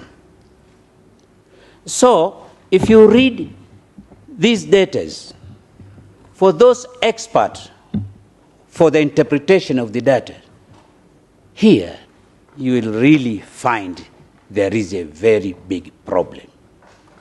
It should not be like that. The caves explain themselves. It should not be like that. It is really the duty of the Council of Ministers to find out what is wrong here, what is happening. All people who can interpret this data, somebody can really observe that there is something wrong going on. In order to be brief, Madam Speaker, you mentioned about accountability, and you said you asked us to support accountability. We really support accountability. But I am appealing to you, Madam Speaker, and the Council of Ministers. As members of all members of this August House are ready to support accountability. But this is 2020, not 1947. Let's go electronically. Thank you very much. Honorable Wada.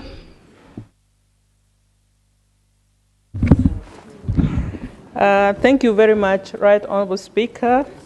And on the onset, I want to congratulate you upon your election. You really look good on that chair. So, and I want to congratulate the retired Major General Kahenda Otofari. You're welcome. Yes, Otafiri.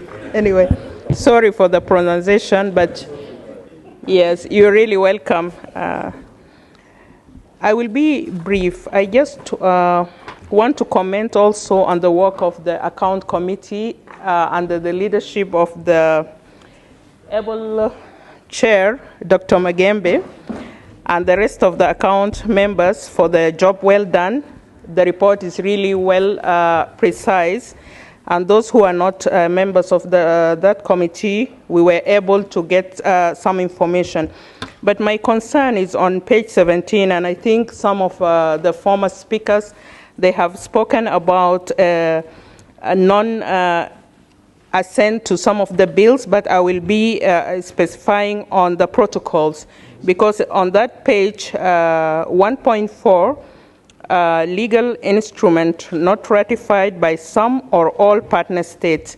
And I think this is very important because as a community, we depend on the protocols which we draw our laws from. So if these are not ratified, it's really a big problem for the community. And I remember as a member of CTI, we went to the different partner states to do an oversight on ratification of the Custom Union Protocol. There was an article, only one article, and it's Article 24A, which was not ratified by the partner states. And I remember only 2 partner states are the one who ratified this, and South Sudan not included because by then it was not a member. But I just want to draw the attention of the members that that ratification has been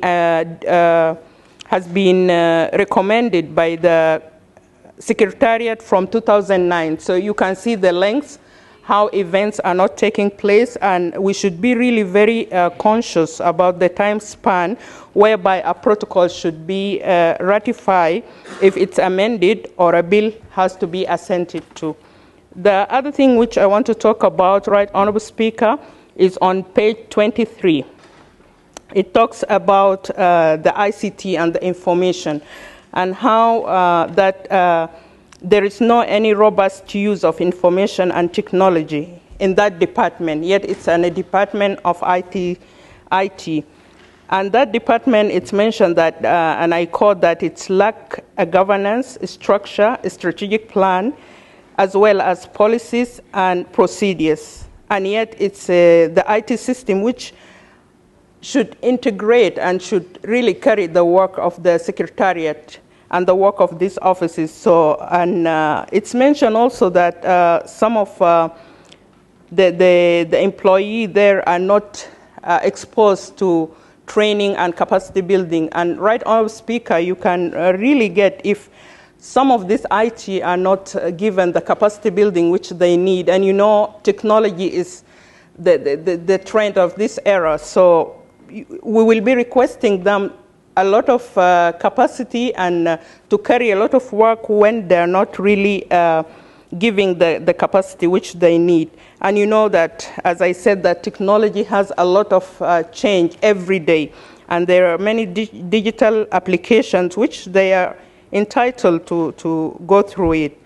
And the last thing, Right Honorable Speaker, is also on page 16 under 1.2, and I quote that about the status of implementation of the previous audit recommendations. And it's mentioned in the last sentence that 6, which is 3%, were overtaken by event. So I just want to ask the Council of Ministers that what is the consequences for this audit recommendation which were not really applied, because even if it's only 3%, but they might be very important recommendation which could have helped our community to do a lot. I beg to support the report and I submit. Right Honorable Speaker. Thank you, Honorable Wada. Honorable Christopher. Then after Honorable Mariam. Thank you, Right Honorable Madam Speaker. Let me also join the team. Excuse me. I think I skipped Honorable Lemoyan. Would you allow him to finish and then we come? Oh, okay, thank you. Proceed, Honorable Christopher. Okay, thank you, Right Honorable Madam Speaker. Let me also join the team of my colleague to congratulate you for sitting on that hot seat, and also to welcome our retired General Kahindo Otafira. Right Honorable Speaker, for me, I will just take another angle of accountability in our Eala. Well, if we look on the page 73 of this report, the biggest challenge we have in this community is a procurement committee. I remember 2 years ago, we did the recommendation and the Secretariat, they implemented when we asked to suspend the procurement committee chairperson. Then a few days later, we meet him in this corridor smiling again. So if you look on 7.3, where the procurement committee were actually where the procurement committee awarded the contract for the supply and installation of laptops to the amount which Eala did not budget for.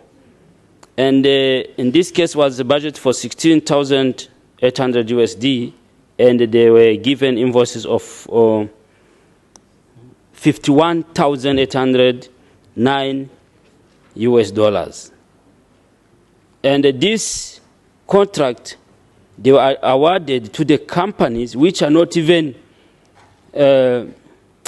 having financial statement and also having a tax clearance.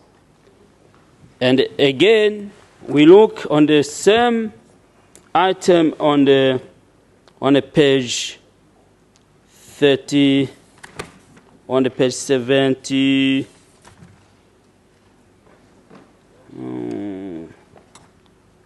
on the page 7, okay, don't see it clear, but it's about the procurement of Benz speaker's car. The Eala, we budgeted 120,000 US dollars, and then the contract was given to the company which has not tax clearance a company which does not have bank statement. Then again, that was offense number 1. Offense number 2, they went ahead. They add extra 20,000, $20,400 US on the amount which was not budgeted.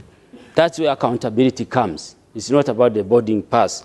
So we have to dig down to look why this contract are being awarded, why this company are being given award without competition. So now, my question will be, who brought back that procurement chairperson? Because we found him guilty, he was suspended, then he was brought back. Now the same story repeat again and again. Right, Honourable Speaker, that was my contribution. I thank you.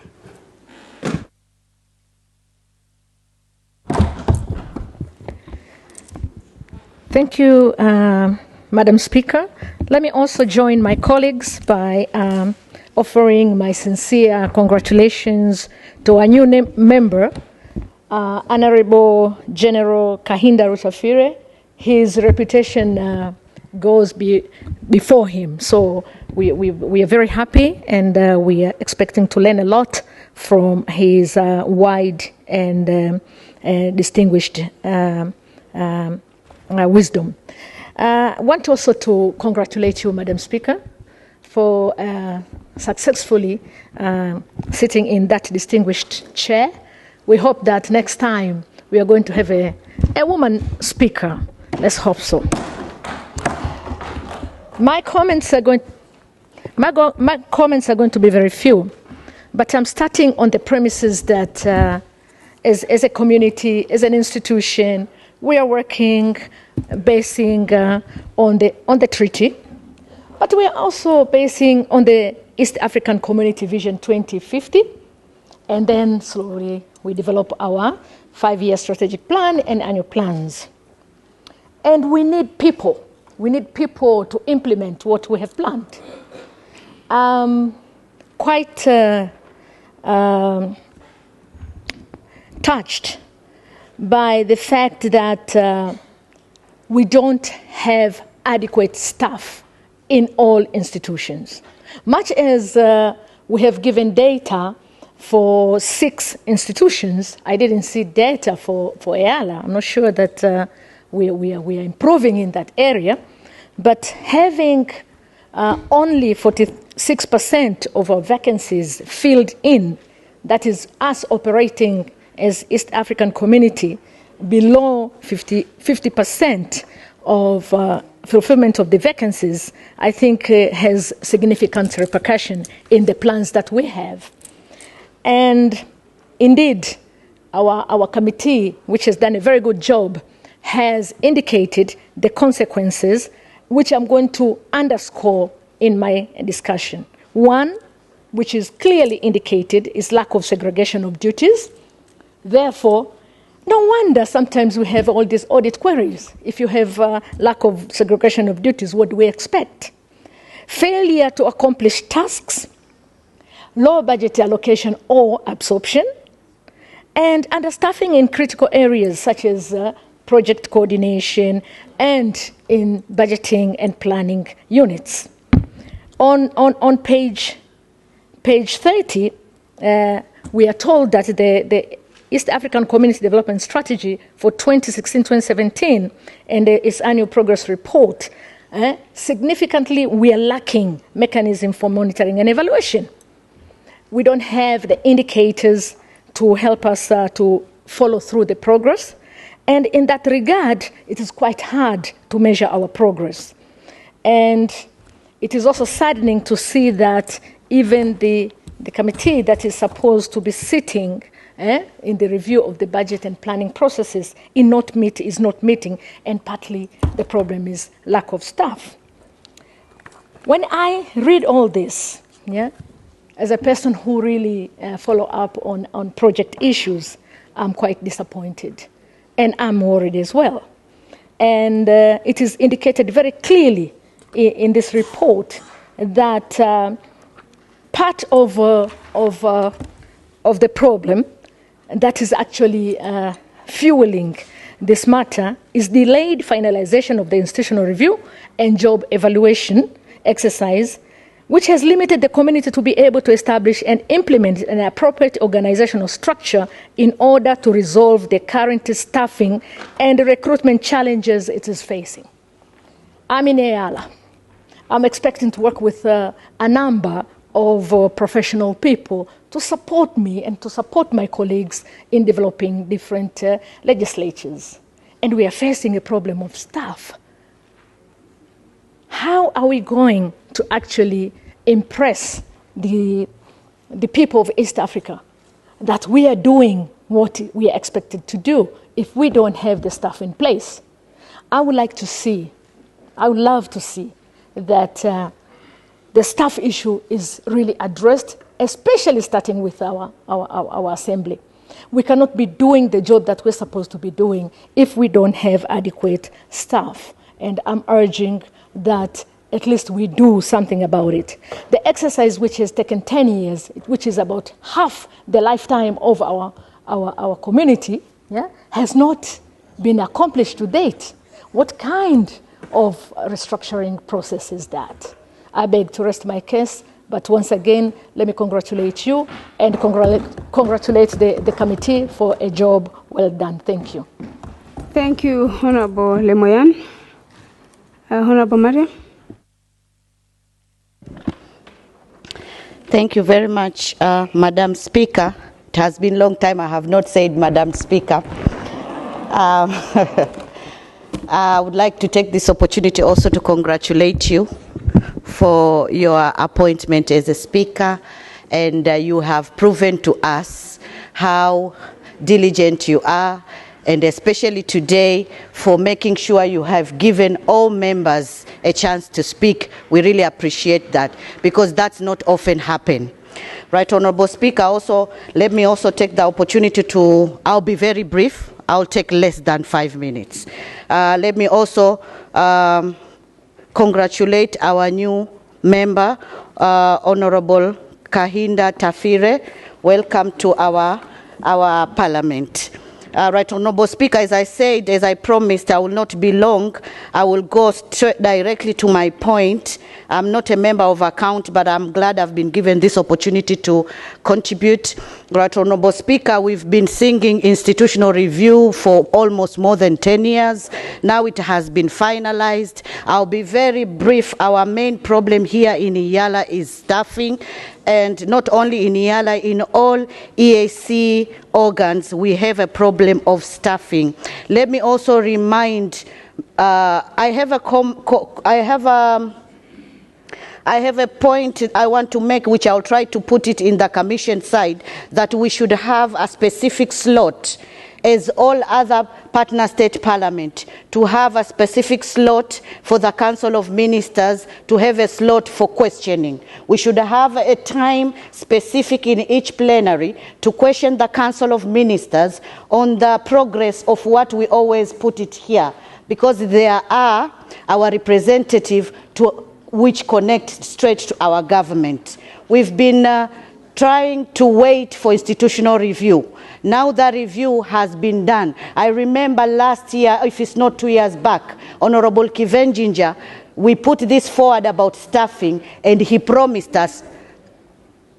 Excuse me, members, can we have a meeting, one meeting at a time? Thank you, Madam Speaker. And he promised us about the staff. We had a lot of staff. I remember my colleague, Honorable Josephine, has said he has not get Eala statistic, but we had a lot of staff from Eala finishing their tenure, yet none of them has been recruited. We have put this responsibility to the ad hoc commission. We used to do, as the EAC, we used to do recruitment through private institution, and because of saving fund, we were supposed to have ad hoc commission, but now the ad hoc commission is the one obstacle that does not look on the need of these parliament staffing issues. We are the only regional parliament that are allowed to legislate, and our laws here are affecting our partner states. It is not fair. This is my humble plea to the Council of Ministers. It is not fair for this parliament to work with a short of staff, remembering that our law are supposed to be on top of our partner state law. If you go to Tanzania and we have, for example, a very good law, and we are sending a regional law, and they realize we were short-staffed, they might not even accept that law. We need to be serious. If we are really a legislative regional parliament, we need to have enough staff. We need to put staff on a proper contract. We are demoralizing our own staff. We have been overworking our staff, and we don't seem to pay attention to it. As members, we receive our salary, we receive our emolument, but as a staff, we're overworking them without even paying them extra money. We're overworking them with the same salary. There are some staff right now who cannot even afford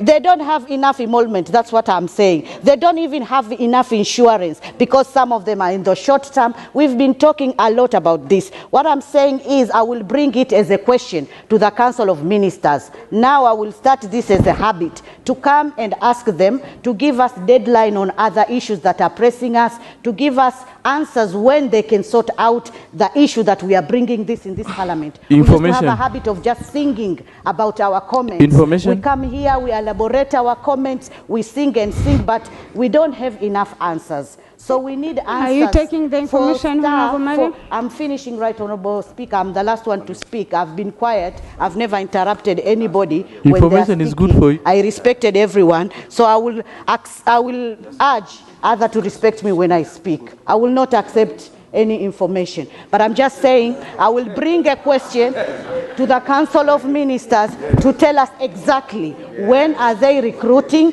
Eala staff for us. I thank you, Madam Speaker. Thank you very much, Honorable Osi. It was a very good ending. And this issue of staffing has become very alarming, honorable members of the council. I hope really today we are going to give us a concise answer regarding the issue of staffing, because we've been working with this situation for quite some time, and we really need an action from you. And now I would like to call the Honorable Chair of the committee to reply, and then after, Honorable Member of the Chair of the Council to reply, and then after I'll call the Chair of the committee. Thank you.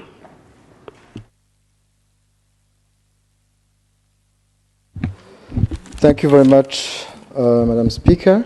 First of all, let me congratulate you for your election as acting Speaker of this House. And we hope to see more faces than like yours in important position in this community. And I take this opportunity to congratulate my colleague, Major General Kayinda Utafire, new member of the Council and ex-officio member of the Eala, for joining us. He's, as it was said, sometimes called Major General Otafire, and we hope that we'll have more fire in our proceedings in the Council and Eala.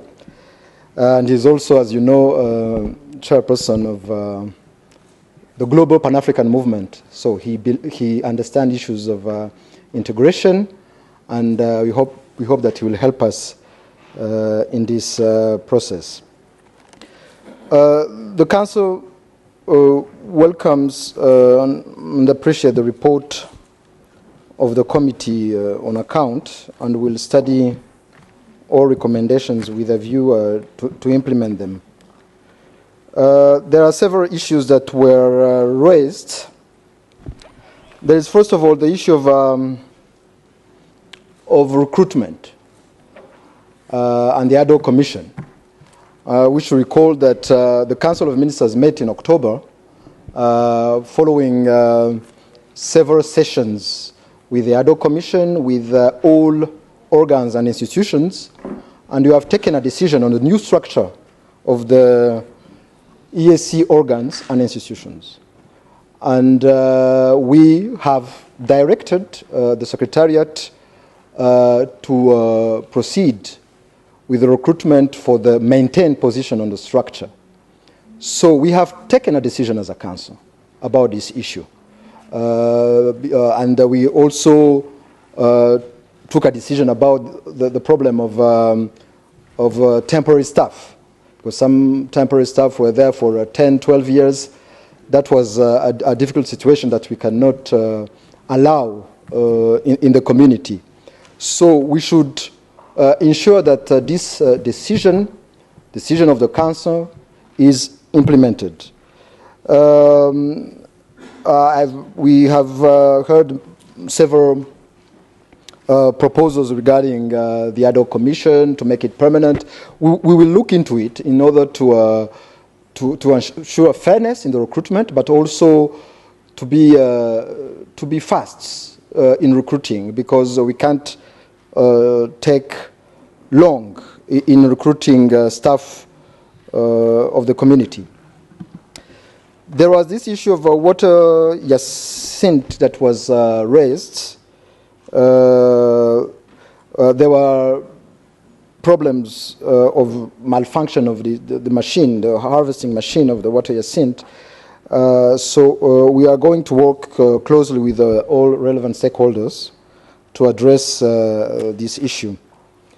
But also, the Council is aware that Article 63, Paragraph 2 of the treaty provides that a head of state who withholds assent to a bill shall refer it back to the Assembly, giving reasons for why it was not assented to, and with the requests that the bill or a particular provision thereof be reconsidered by the Assembly.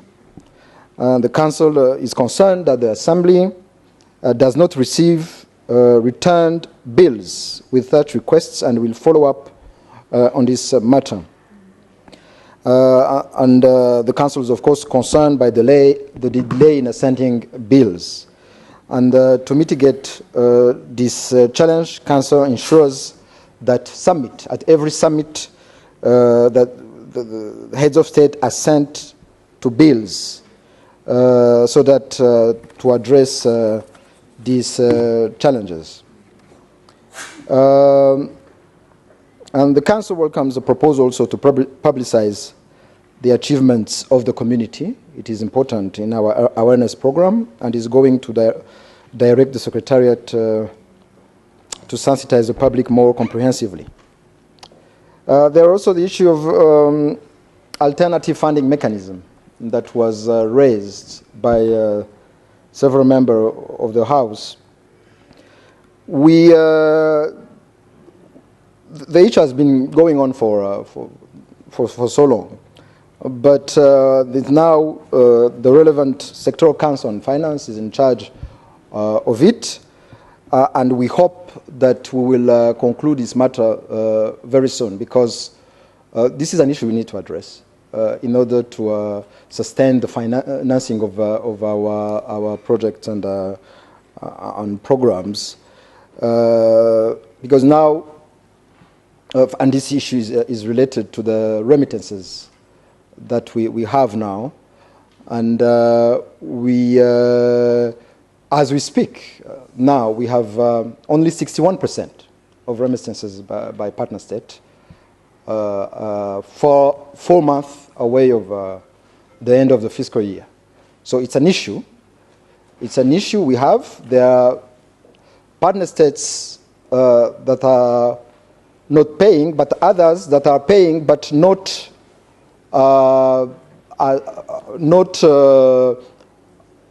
according to the financial rules and regulations. I think one of the members has recalled that we need to pay by the 1st of July, but also complete the payment by the 31st of December is still an issue.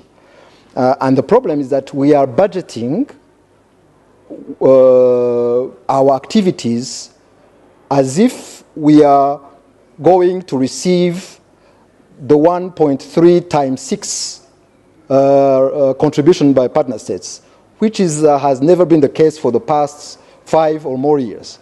So even when we are budgeting, we should be more careful in the money, the contributions we are expecting to receive.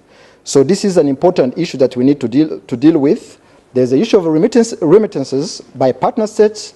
We need to take a decision on this because as the community is growing, as we are going ahead in implementing our integration agenda, we need to ensure that partner states contribute what they owe to the community, but also this alternative financing mechanism is really critical because other organizations have done that, and we need to ensure that we conclude this matter. Otherwise, we can continue postponing it, and this will jeopardize our integration process. There are other issues that were raised.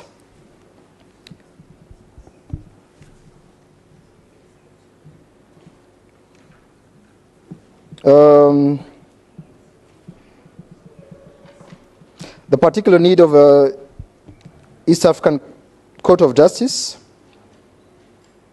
and partner state. As partner state, we are considering a proposal to have judges of the first instance division permanently here, hire permanently here in ARUSHA. And the Council is aware of the challenges related to VAT refunds and will continue to follow up the resolution of this matter through the relevant structures. And we are also aware there was a question on the East African Development Bank, which is deemed to be an institution of the community under Article 9, Paragraph 3 of the treaty.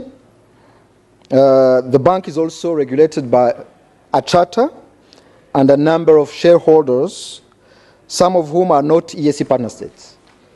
The Council is now awaiting a report from the Sectoral Council on Finance on how best to streamline the bank within the East African community.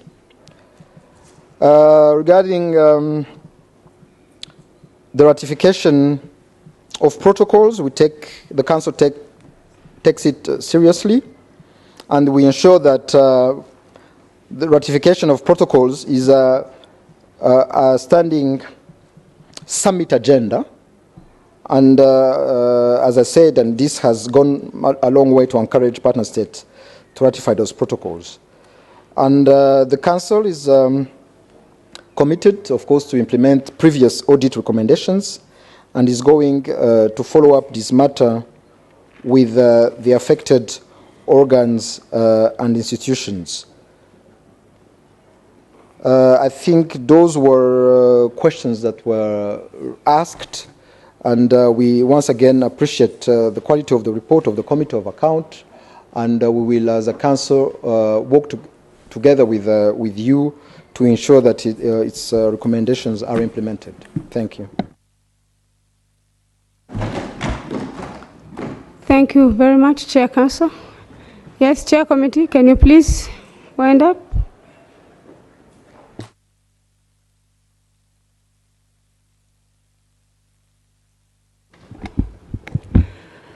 Honorable Madam Speaker, thank you for giving me the floor. Before I begin, I would like to also join my honorable colleagues in congratulating you and congratulating myself for nominating you. I would also like to congratulate the youngest member of the House, the good general. A lot of very, very positive things have been said about him, and we look forward to having him actively engage with us here in this House.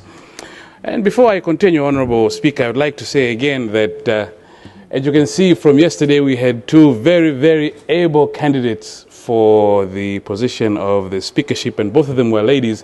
I think it's now time to take the agenda to the summit, that we don't need the quota anymore for 3 women out of 9. I think women are able to compete with us head on.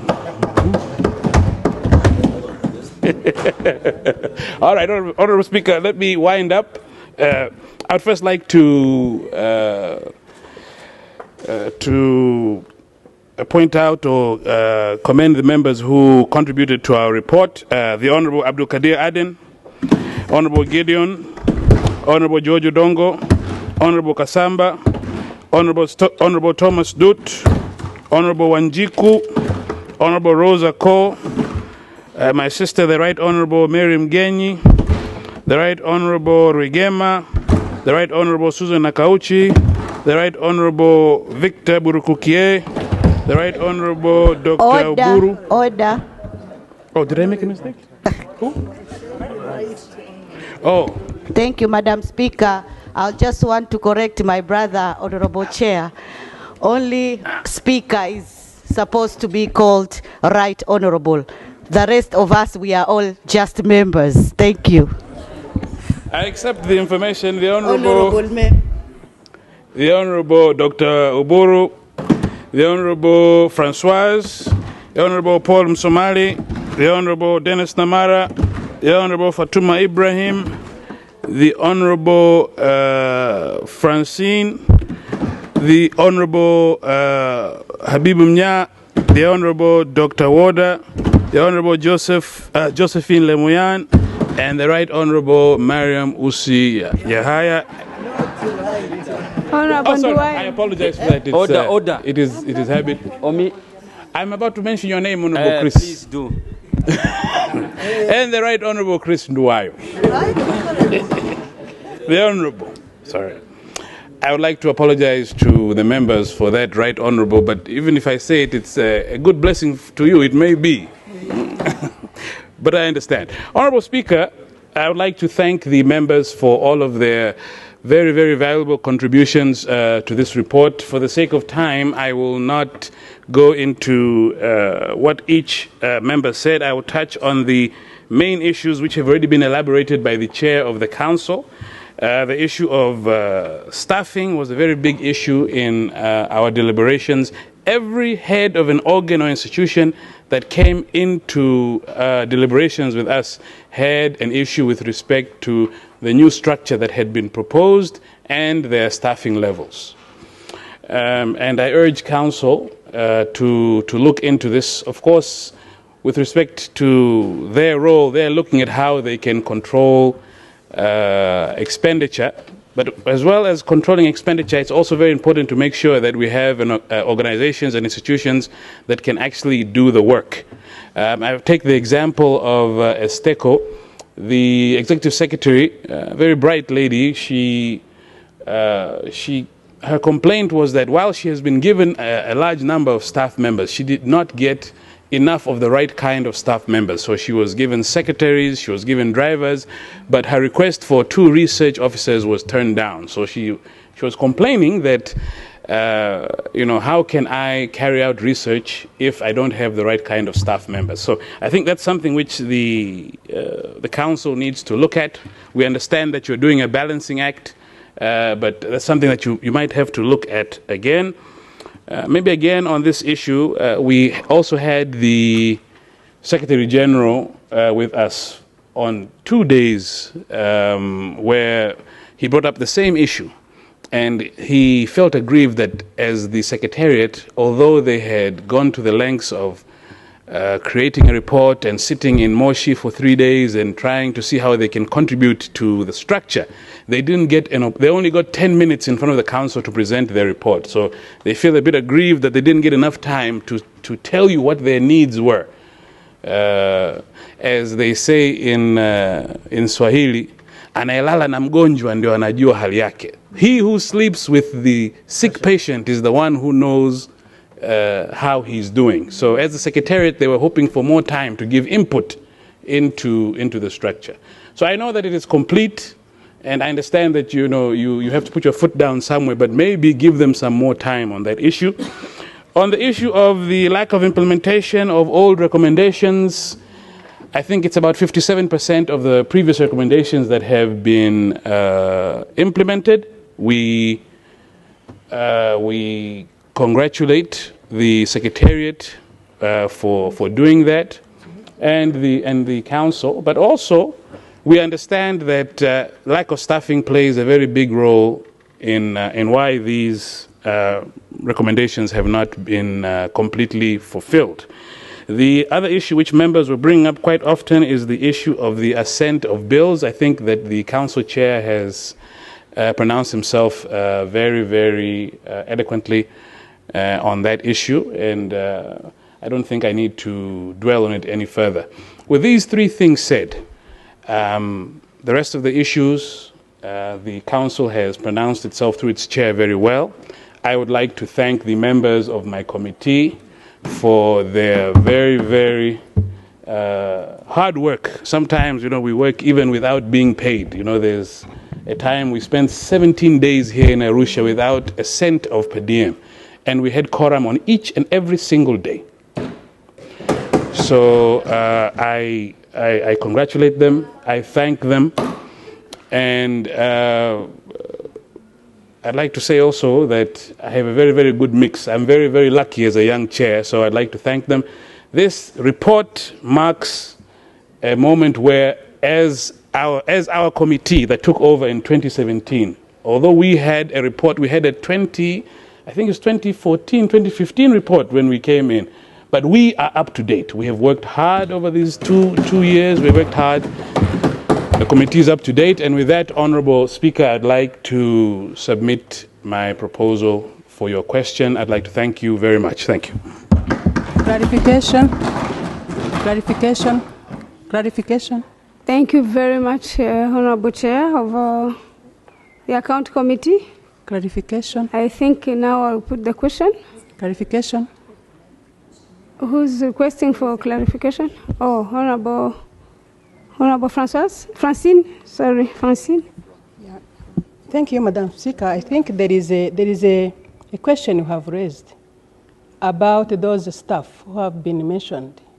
I have not heard the response from the chair account to how they have been to be, they are planning to handle that issue.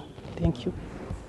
Thank you very much, Honourable Francine. It's true you've mentioned an issue of some staff members who've been mentioned in the report and have not been heard. They have not been given time to explain themselves. I think we'll need to hear from the chair. Thank you. Information.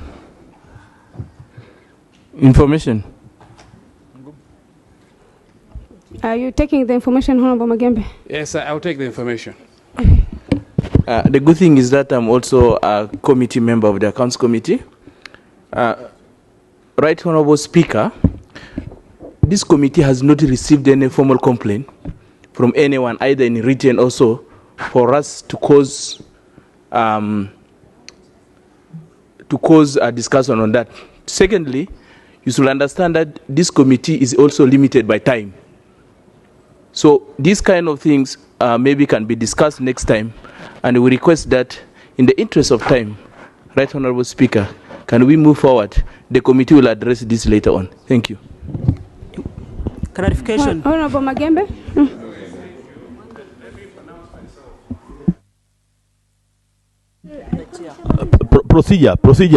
Procedure, Madam Speaker. Procedure. Yes, Honourable. Madam Speaker, it's been the tradition and the procedures of this House, once the council member has responded and the chair has summarized, then the question is put. We don't have open another discussion. So, Madam Speaker, I'm proposing that you put a question and whether the report is passed or not. Thank you, Madam Speaker. Yes, Honourable Member, but this question is not asked to the council, it's asked to the chair committee. Let's allow the chair committee to wind up, and then we please, Honourable Member. Yes, Honourable Magembe. Honorable members, please allow me to indulge me just for 30 seconds.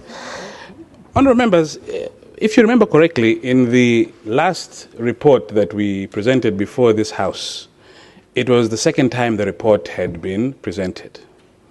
We presented a report where we didn't have names. It was described as a diplomatic report. And it was thrown out unanimously. We brought in a new report which had the names of the individuals, staff members who were dealing with the report, and it was accepted. In this new report, because now we are, this is a legal, this is an institution. Not only that, it is a pillar of this community, and we believe in precedent. As a committee, we followed the precedent that we set in the last report, and by doing so, we set out to try and hold as many people accountable as possible. Now, there are some members of the Secretariat that have reached out to me personally with respect to grievances to their names being placed within the report.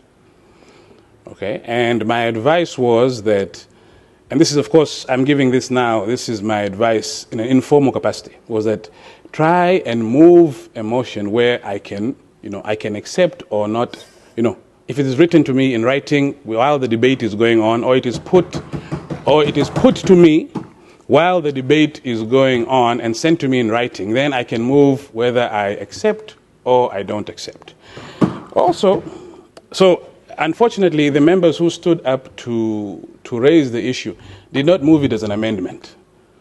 So because it was not moved as an amendment to me and it was not specific, there is nothing that I can do about information. However, let me finish. Information. Let me finish.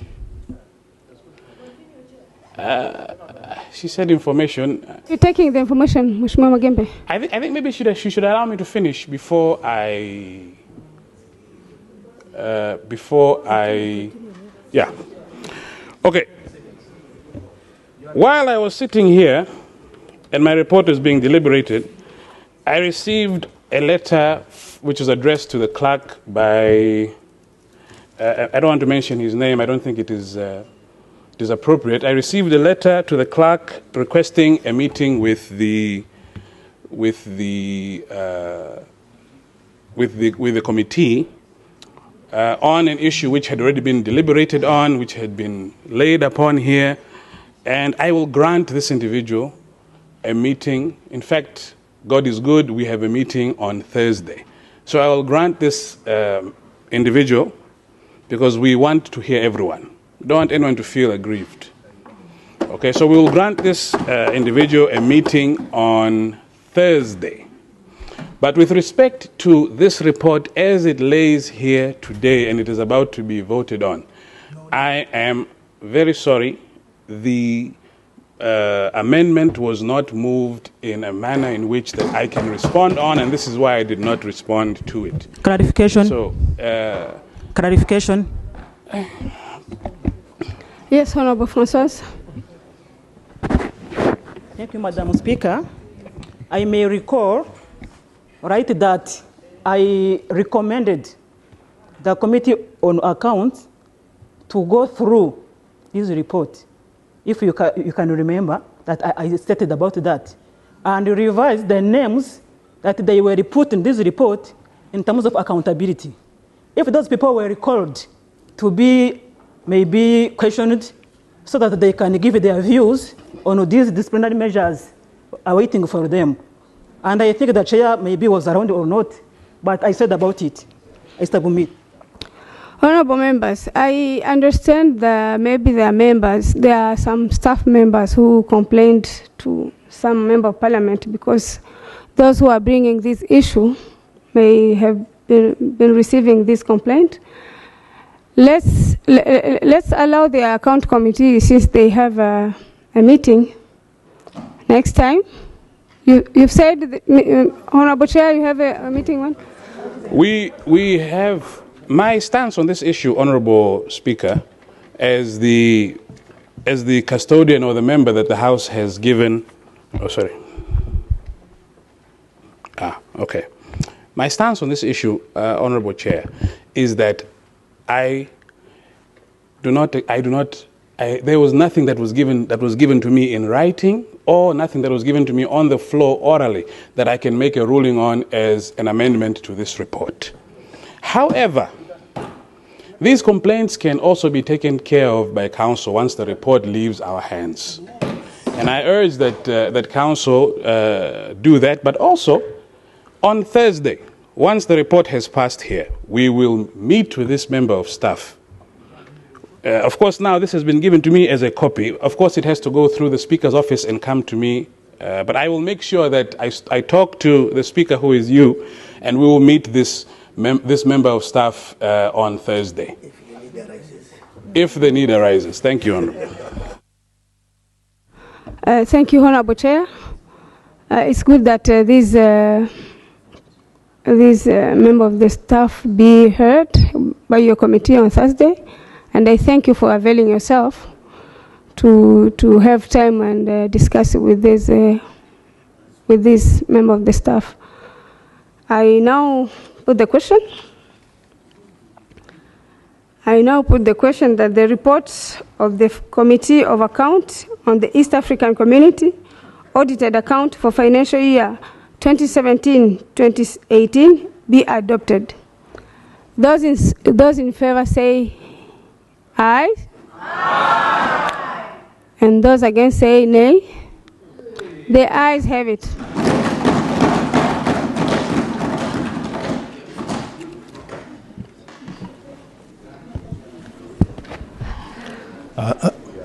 Item number 4 on the order paper. Motion, Madam Report Speaker. of the Committee on Agriculture, Tourism and Natural Resources on the on-spot assessment of the activities of the Lake Victoria Basin Commission. Mr. Clerk, I've been informed that the chair of the report of the General Purpose Committee is now ready to be tabled. I would like to allow the chair of the committee to table the report. Thank you, Madam Speaker, for the opportunity. I beg to lay the report of the Committee on General Purpose on the EAC annual report for the period 2016-2017. I beg to lay. Thank you.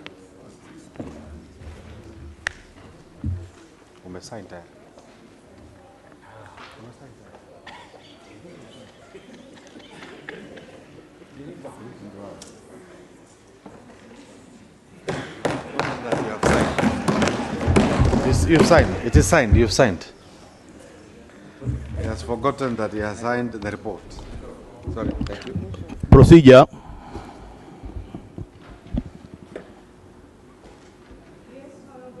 Honorable Makame, yes. Madam Speaker, during a few hours back, I stood on point of procedure, and you directed that I wait until item 3 is finalized. Now item 3 has been finalized, and now I'm standing on the same procedure. I'm referring to Rule 16.6 of this House.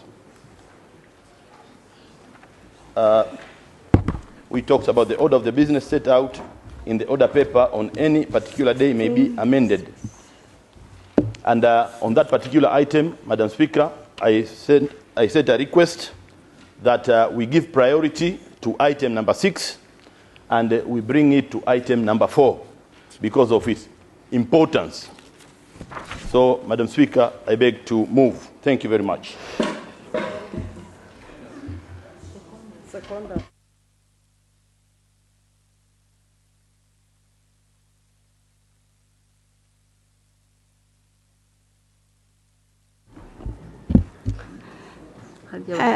Thank you. Honorable Kim, can you please take your seat? I'm informed by the clerk that the amendment of the order paper is at the discretion of the Speaker. It is not... Procedure. It should not be subjected to procedure. A way of motion. Procedure.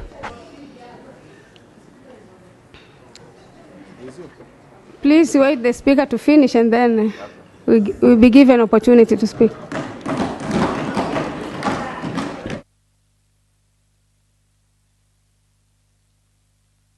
Procedure, Honorable Kennedy.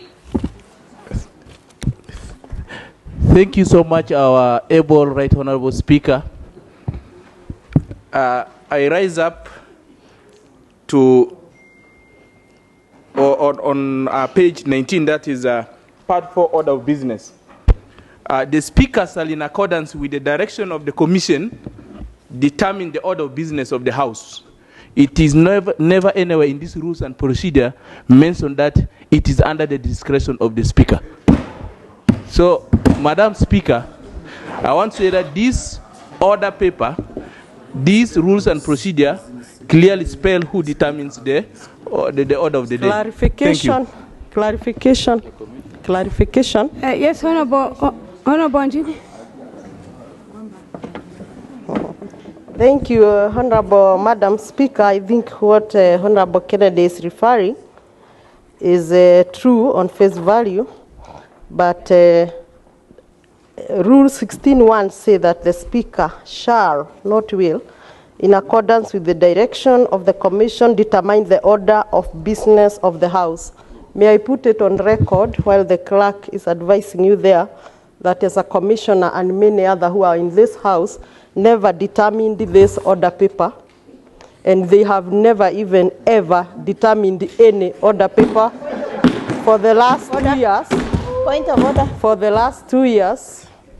And for that reason, Honorable Point of order, Madam Speaker, we are looking at tomorrow being the last plenary, and again as members of Committee of Legal who have been discussing rules for the last 1 year and even finding difficulties sometimes to remember what we ever discussed, we are afraid if the clerk's office will continue making the order paper with their own, and maybe tomorrow, being the last plenary, they also put this report of legal rules as the last item, and this report again fail to be put in this assembly tomorrow, meaning it will have to be the next plenary again, making it very constraining to members of legal to remember we have to keep on reading the report of legal so that we can sustain the memories for the last 1 year.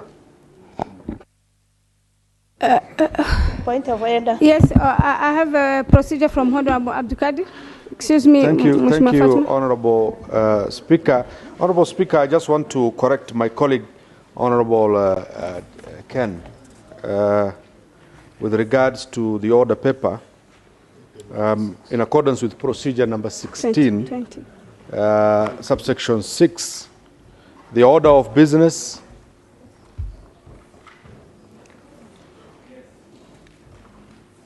the order of business set out in the order paper on any particular day may by leave of the Speaker be altered. So the Speaker can alter and does not need to consult anyone. Clarification. Clarification. Further clarification.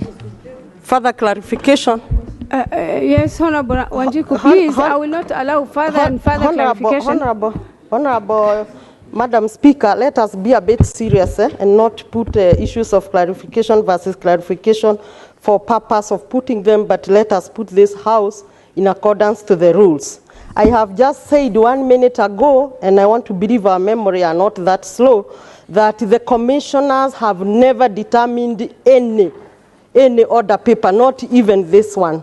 For that, as a reason, it gives you the leeway to allow the amendment. But we should not now say that it is at your discretion when we are already operating on an illegality.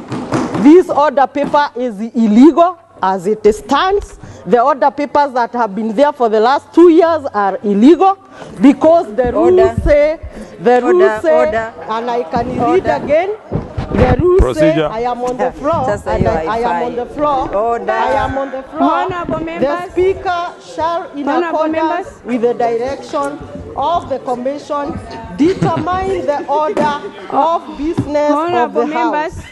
Number 3, subject to provision 1, the sub rule 1, the Speaker shall instruct the clerk to prepare the order paper for each sitting after determination is done by the. So having we having we in mind that we did not determine this order paper, we are now pleading, and with the reasons given that the Speaker, you can use your discretion and allow, because the Commission did not attend this order paper. Information, Mr. Speaker, Madam Speaker. Point of order. Point of order. Wrong record. Honorable members, please. Point of order. Please don't cause anarchy in the assembly, please, honorable members. Don't cause chaos, honorable members, please. Please, honorable members. I'm told that if a member has a point of order, it should come first because of point of procedures. It should come first to make us go in order. But on my knowledge, I'm a member of the commission. We approved the program, and we approved the program for the whole session.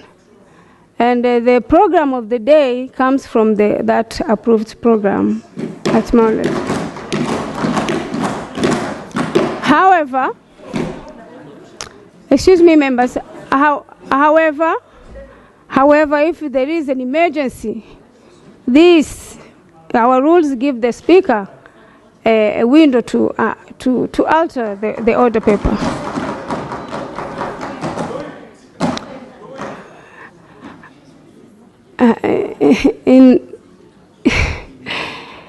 In that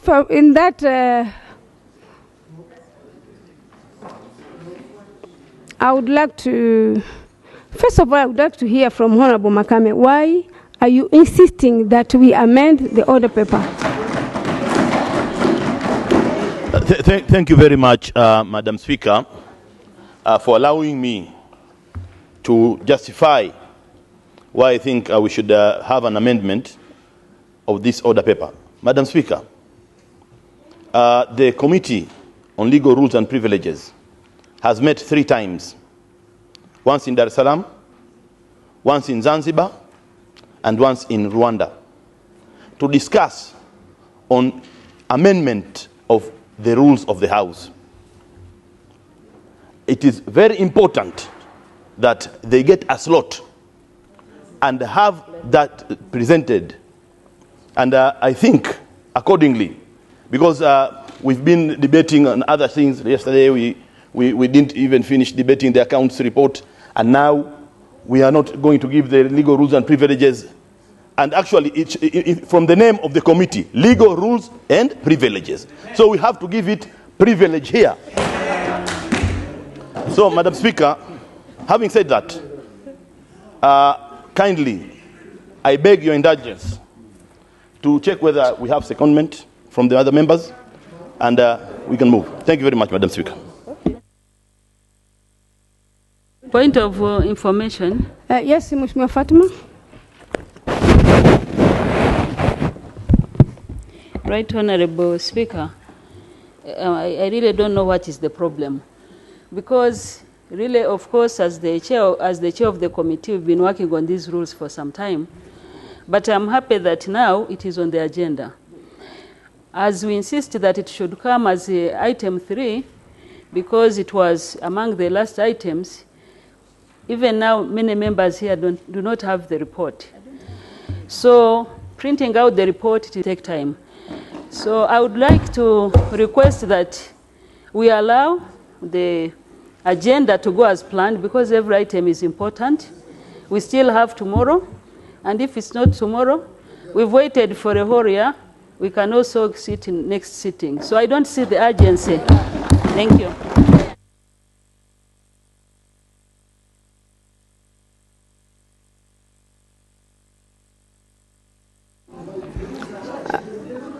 Honorable members, if really the report has not been distributed to members, and most of the time we say we didn't have time to read our report so that we can contribute ably. Information, Madam Speaker. Order. Information. Order. Point of order from Honorable Kim. Thank you, Honorable Speaker. Honorable Speaker, I don't know what is going on in this house. When the report of account has been presented by the chair of the account, nobody complained because there are no report of the account committee. Information. I'd like to inform yesterday. Yeah, I'm informing him. Even yesterday. I'm informing him. And even yesterday, I also raised the point of procedure because I did not get the copy of the account. What happened in the office of the speaker, in your office, and the office of Kalak?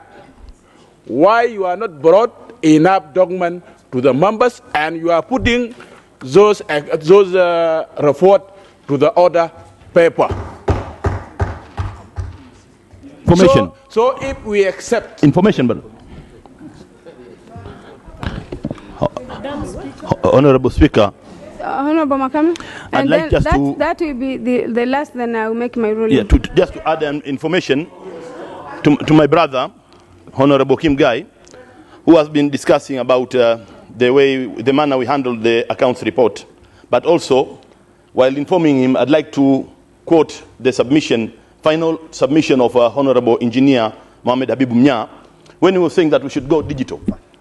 Right, Honorable Speaker, we received the report of legal rules and privileges 3 days ago in our emails. I believe most of members who regularly check their emails, they should have got that now. So that's the information I wanted to give. Thank you, Madam Speaker. Information. Yeah, point of order. Procedure. Thank you. Point of order. Procedure. Wait. Honorable. Procedure. I am in order actually. Honorable members. Honorable Speaker, I am in order actually. Honorable members. Can you please take your seat, honorable members? Can you please take your seat, Mheshimiwa Fatma?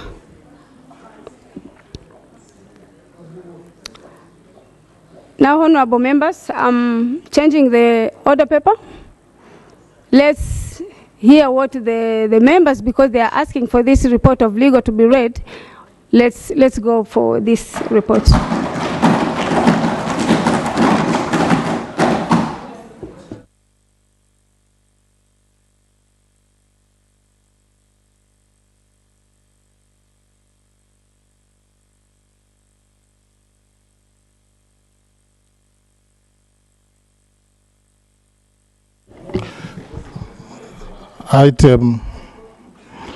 Item number 6 on the order paper, report of the Committee on Legal Rules and Privileges on the review of the rules of procedure of the Assembly by way of motion.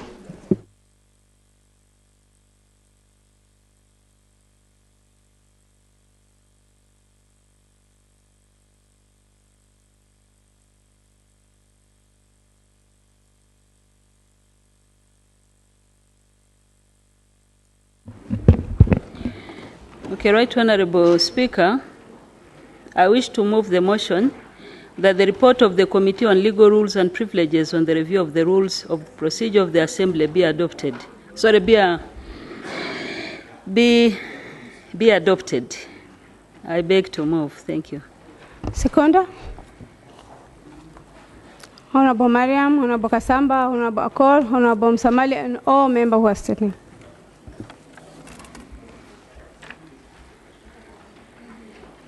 Yes, Honorable, can you proceed? Thank you, Right Honorable Speaker. I hope the reports are being circulated. So the report of the Committee on the Review of Rules of Procedure of the Assembly. Introduction. In accordance with Articles 49(2)(g) and 6 of the Treaty for the Establishment of the East African Community and Rule 85 of the Rules of Procedure of the East African Legislative Assembly, the Assembly is mandated to make or amend its own rules of procedure.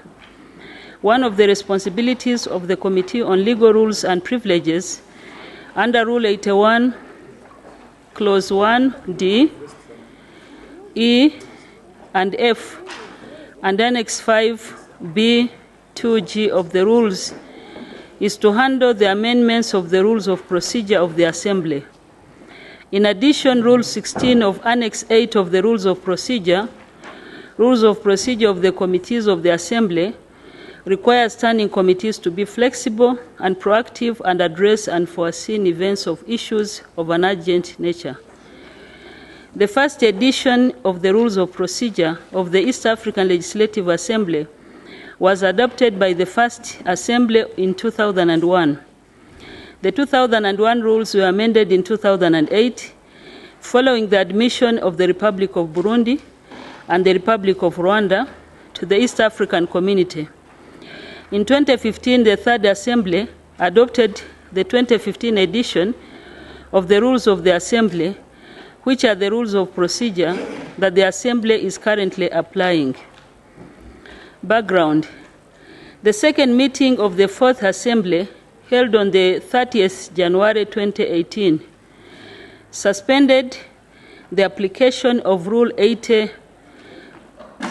Sub-Rule 6 of the Rules of Procedure of the Assembly to allow more members to be nominated to the Standing Committee beyond the 15 that are prescribed under Sub-Rule 6. At the time of suspending Rule 80, Sub-Rule 6, the Assembly directed the Committee on Legal Rules and Privileges to once and for all address the shortcomings occasioned by Sub-Rule 6 of Rules 80 of the Rules of Procedure of the Assembly. You recall that this was a sitting in Kampala in January 2018, where if we have chance to look at the Hansard, the Speaker also emphasized that clearly this is a motion that will pave way for the next exercise that we intend to do pending substantive amendments on our rules. So there was a motion that was proposed by that time.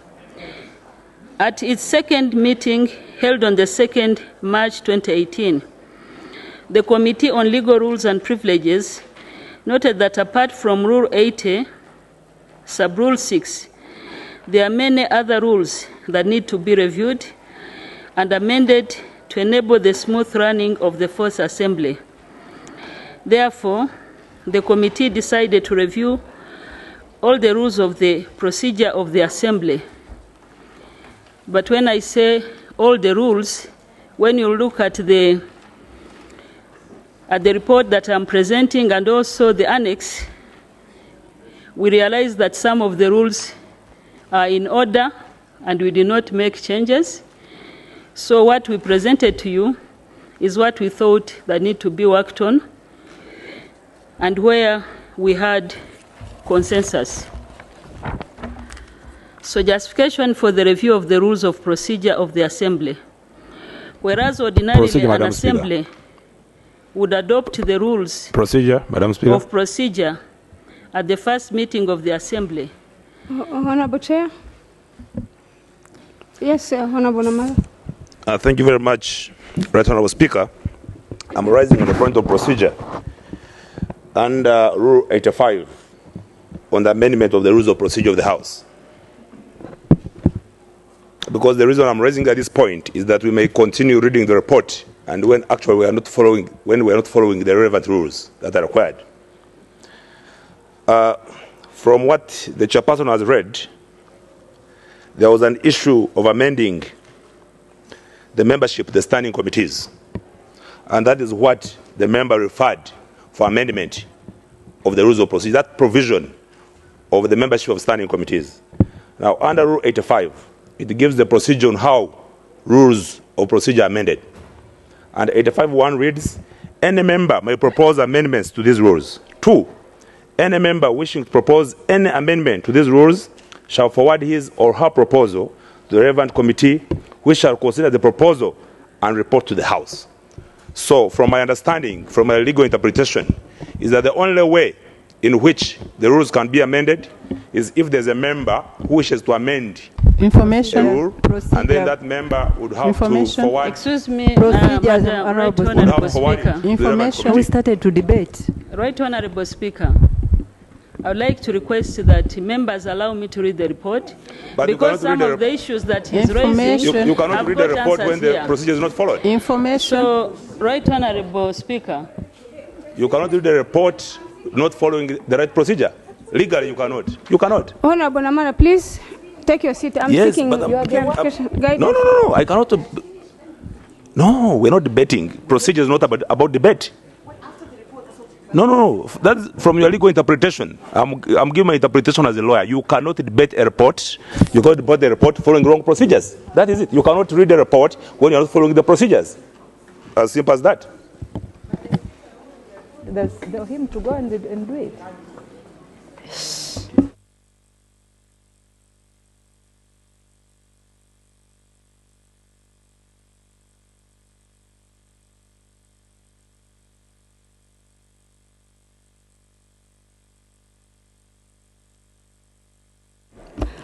Thank you, honorable members. I'm being informed by the clerk that on 30th of January 2018, we're in Kampala. The House instructed the legal committee to amend the rules. And I'm sure all of you were there. Maybe I was not there, but all of you were there. You may recall well that the House requested for the legal committee to review the rules. And if that is the case, I think the honorable member can proceed by reading her report. Thank you, Chair. I thank the clerk for that clarification, and the answer is Clarification. there. Whereas ordinarily, Clarification. an assembly would adopt its rules of procedure at the first. Honorable Speaker. Can you please, members, allow the chair finish her report, and then you will come with all the contributions that we have, please. Because let her read the report. And thank you, Speaker, because I always think there is a time for debate, but preempting this debate is becoming suspicious to me.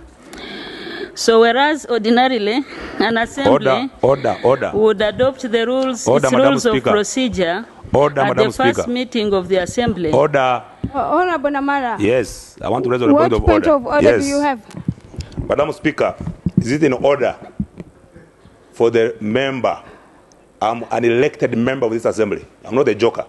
I'm here to debate and I have a right to debate. Is it in order for the member to start insinuating that for us who are trying to raise points of procedure, that we are preempting the debate for wrong motives? Is she in order? Honorable Namara, thank you for your point of order. I hope Mheshimiwa Fatma has heard you. Can you please proceed? I've heard, but I'm not insinuating anybody. It's not also in order to put in mouth in the words of the chair that she didn't say. So, whereas I hope really you can allow me to speak, because I also have time to respond to some of the queries you are raising. Whereas ordinarily an assembly would adopt its rules of procedure at the first meeting of the assembly, the fourth assembly did not get the opportunity to review the rules of procedure of the assembly, which were adopted on 21st January 2015 by the third assembly. The following issues occurred before and after the adoption of the current rules of procedure, which necessitates the review of all the rules of procedure of the Assembly 2015 edition. The commencement of the Fourth East African Legislative Assembly, the admission of the Republic of South Sudan into the East African Community, directives of the Assembly and the Commission, which have a direct bearing on the rules of procedure of the Assembly, the expanded mandate of the East African Community in general, and the East African Legislative Assembly in particular, and the decision of the East African Court of Justice in the following cases: Kalisti Mwatela and others versus the East African Community, reference number 1 of 2015, the Right Honorable Margaret Ziwa versus the Secretary General of the East African Community, reference number 17 of 2014, and the Attorney General of the Republic of Burundi versus the Secretary General of the East African Community, reference number 2 of 2018. On methodology, the committee conducted 3 working sessions to review the rules as follows.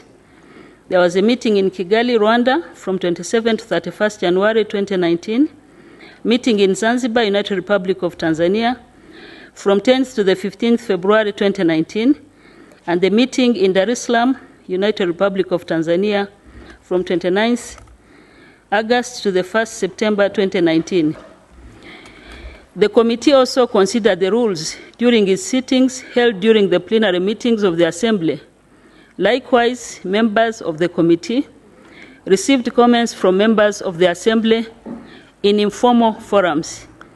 The committee reviewed the rules and considered various instruments, including the Treaty for the Establishment of the East African Community, laws of the community, including the acts of the East African Community Act, the Administration of East African Legislative Assembly Act, the East African Legislative Assembly Powers and Privileges Act.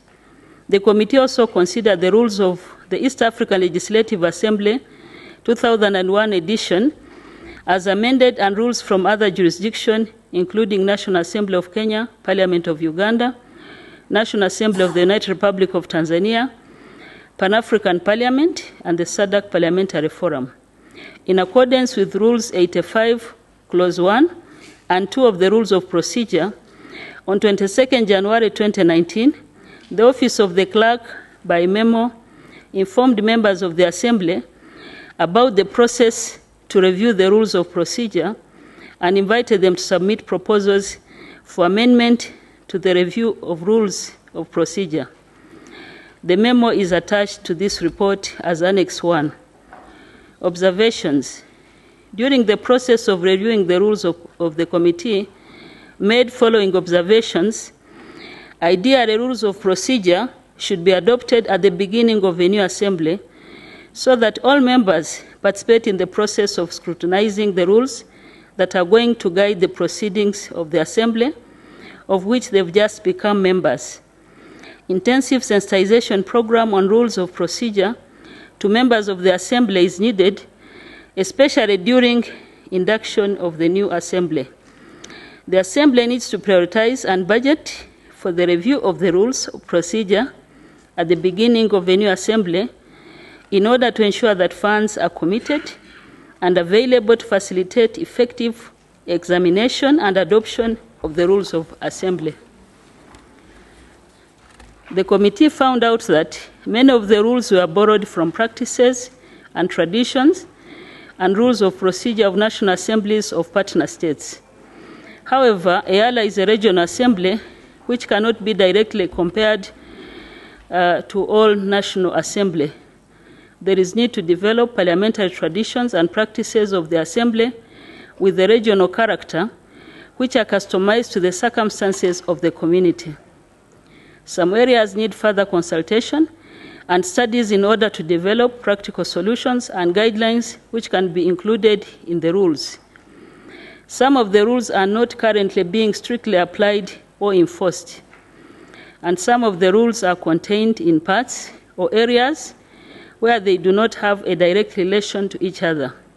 There is need to rearrange the rules to enable the members to easily find the rules and to facilitate easy application of the rules.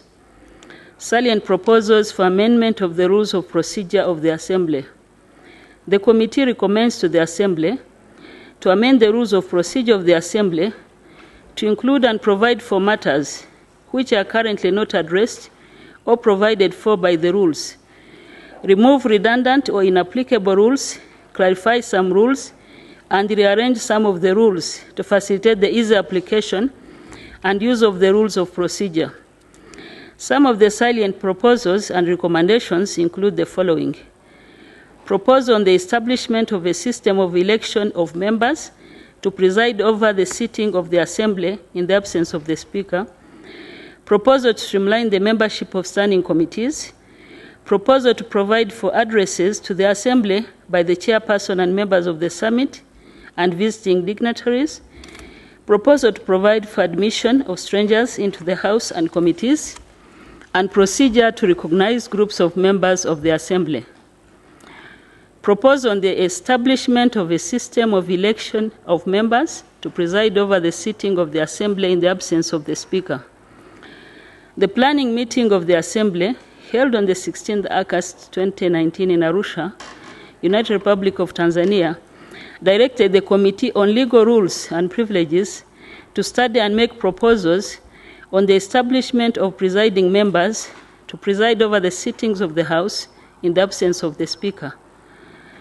The committee found that Article 56 of the treaty for the establishment of the East African Community provides as follows: presiding in the Assembly. They shall preside at any sitting of the Assembly, the Speaker of the Assembly, or in the absence of the Speaker of the Assembly, such elected member of the Assembly as the elected members may elect for the sitting. Presently, Rule 10, Sub-Rule 3 of the Rules of Procedure of the Assembly provide that a sitting of the House is duly constituted when it is presided over by the Speaker or such other member as may be elected under Article 56 of the treaty and in accordance with Annex 3 of these rules. The committee found out that Rule 10, Sub-Rule 3, and particularly Annex 3, seems to provide and require the Assembly to hold an election at any time the Speaker is absent. Since the Assembly does not have a Deputy Speaker, applying the current provision would necessitate having an informal sitting presided over by the clerk to elect a member to preside over the Assembly every time that the Speaker is unable to preside over the Assembly. This creates uncertainty in the presiding officers and disrupts the programs and planned activities of the Assembly if the Speaker is unable to preside over the Assembly temporarily due to illness, commitments, or emergencies. In any case, the business and membership has since grown from the first Assembly in 2001, when the community was made up of only 3 partner states. The committee also learned that provisions similar to Article 56 of the treaty exist in the constitutions of the Republic of Kenya and the United Republic of Tanzania, and that the assemblies of the 2 partner states have established panels to preside when the Speaker or Deputy Speaker is unable to preside. The provision of the constitutions of Kenya and Tanzania are as follows: Article 107 of the new Constitution of the Republic of Kenya, Article 107, Sub-Rule 1, at any sitting of a House of Parliament, the Speaker presides. In the absence of the Speaker, the Deputy Speaker presides, and in the absence of the Speaker and the Deputy Speaker, another member of the House elected by the House presides.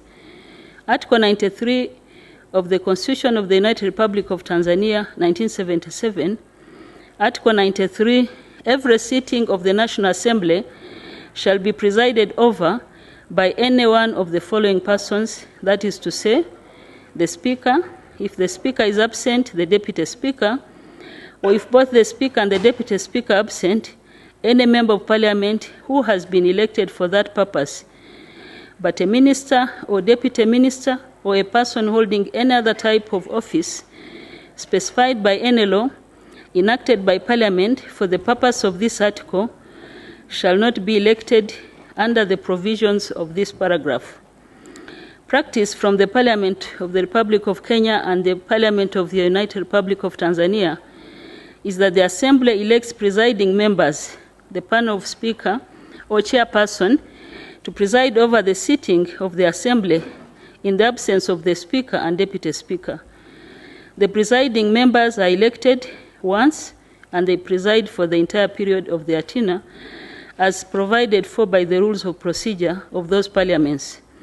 The committee, after consideration of the findings from the Republic of Kenya and the United Republic of Tanzania, observed that there is need for further study from other jurisdictions, including regional parliaments similar to Eala. The committee recommends to the Assembly to provide more time and resources for the committee to undertake more study on this subject and to prepare a concrete proposal. Proposal to streamline membership of standing committees of the Assembly. the planning meeting of the Assembly, held on the 16th August 2019 in Arusha, directed the Committee on Legal Rules and Privileges to study and make proposals on how Eala should streamline membership of the standing committees. The main objective of streamlining is to enable more than one committee of the Assembly to undertake activities at the same time.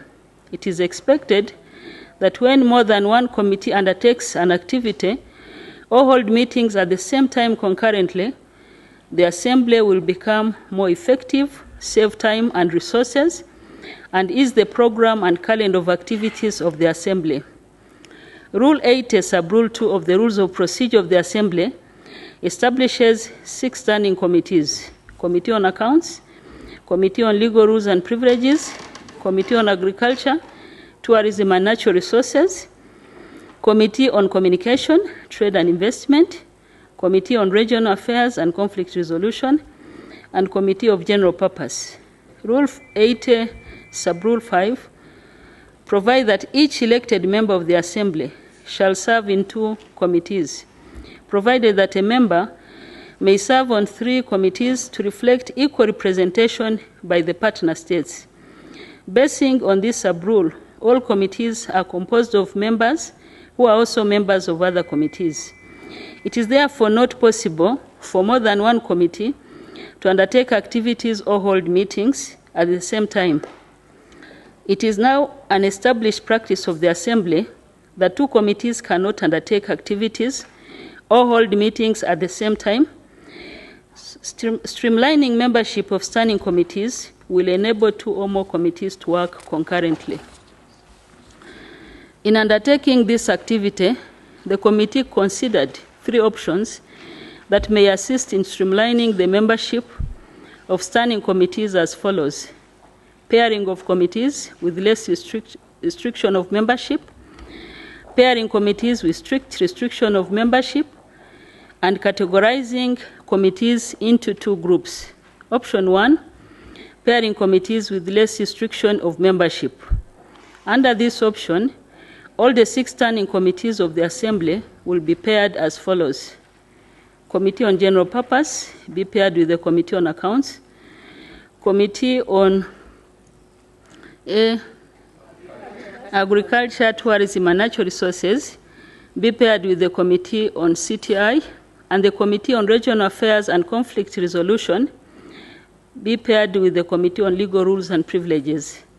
Once the committees are paired, members of the Assembly will not be nominated to serve in 2 committees as paired. For example, a member nominated to serve the Committee on General Purpose will not be nominated to serve in the Committee on Accounts. Under this option, the restriction is only to be paired to the paired committees, but a member will be free to serve in the remaining 4 committees, which means that a member of General Purpose can also be a member of either Agriculture, Tourism and Natural Resources, or CTI, or Regional Affairs and Conflict Resolution Committee, or Legal Rules and Privileges Committee. Adoption of option 1 will enable 2 committees as paired to work concurrently. This will be possible because there will be no members who are serving both committees as paired. It should be emphasized here that under this option, only the 2 paired committees can undertake activities at the same time. Option 2, pairing committees with more restricted membership option. Option 2 suggests to pair the 6 standing committees of the Assembly, and the membership to the committees will be restricted to the paired committees as follows: the Committee on Accounts be paired with the Committee on Communication, Trade and Investment, the Committee on General Purpose be paired with the Committee on Agriculture, Tourism and Natural Resources, and the Committee on Regional Affairs and Conflict Resolution be paired with the Committee on Legal Rules and Privileges. As stated above, a member nominated to serve in the Committee on Accounts will also be automatically nominated to serve in the committees on CTI. Likewise, members nominated to the Committee on General Purpose will be automatically nominated to the Committee on Agriculture, Tourism and Natural Resources. Also, members nominated to the committees on Regional Affairs will be automatically nominated to the Committee on Legal Rules and Procedures and Privileges. Adoption of this option will allow 3 standing committees to undertake activities or hold meetings concurrently. For example, when the Committee on Accounts is conducting a meeting, the Committee on General Purpose as well as the Committee on Regional Affairs can also hold meetings at the same time. Option 3, categorizing committees into 2 groups. Under this option, it is proposed that the 6 standing committees be categorized into 2 groups: committees with additional responsibilities, additional activities or accountability responsibilities, and committees without additional responsibilities. As you can see this table, category 1 is committee with additional responsibilities. Maybe I need to clarify that when we say additional responsibilities, it is to say that in addition to our statutory requirements as all standing committees, but for example, the Committee on Accounts, if the Accounts Commission are done with their reports, and these reports are submitted by the Council to the House and referred to the committee, we refer that as additional responsibility. Similarly, the Committee on General Purpose, in addition to the many social sectors, they also have to deal with the budgeting process. Regional Affairs, we also know that Regional Affairs, in addition to its mandate, has also to deal with a report from the Council on the situation, on the status of security and foreign coordination matters. So these are some of the examples. So category 2, committees without additional responsibilities: Committee on Communication, Trade and Investments, Committee on Agriculture, Tourism and Natural Resources, Committee on Legal Rules and Privileges.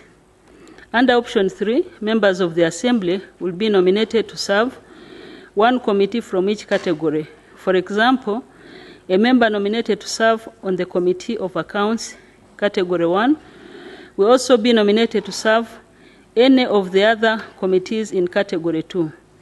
Likewise, a member nominated to serve a committee on category 2 will be nominated to serve any of the 3 committees in category 1.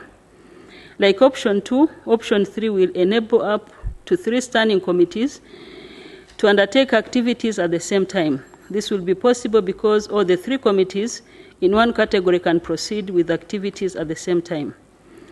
Implementation of the proposal to streamline committees. The committee recommends that the exercise to streamline committees to be effected after the end of the tenure of the current committees, as provided by Rule 80, Sub-Rule 3 of the Rules of Procedures of the Assembly. Having been constituted in January 2018, the current tenure of all standing committees ends on June 2020.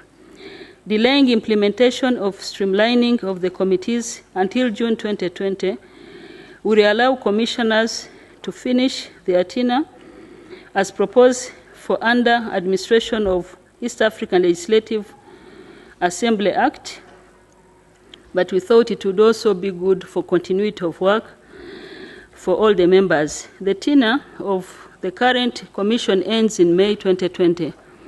This is important because commissioners are not eligible to be elected chairpersons of standing committees. The committee noted that streamlining membership of standing committees does not require amendment to the rules of procedure of the Assembly. The pairing or categorization of committees can be implemented administratively at the time of constituting the committees. The Committee on Legal Rules and Privileges recommends the following: adoption of option 3, where standing committees will be categorized in 2 categories, as indicated by Table 1. Under this option, members will be nominated to serve in 1 committee from each category. Streamlining the committee should be implemented administratively, and streamlining the committees should be implemented after the expiry of the tenure of the current standing committees. Procedure during the address by members of the East African Community Summit and other dignitaries. It is a well-established tradition and practice of the Assembly for the Assembly to be addressed by the chairperson and other members of the summit. However, the procedure for this good practice is not provided for in the rules of the Assembly. The committee recommends that the practice of the chair or a member of the summit addressing the Assembly should be anchored in the rules. The procedure to recognize groups of members of the Assembly. Parliaments are composed of members with different interests, priorities, and commitments. These may include women, youth, persons with disability, interested members in matters like environment, agriculture, etc.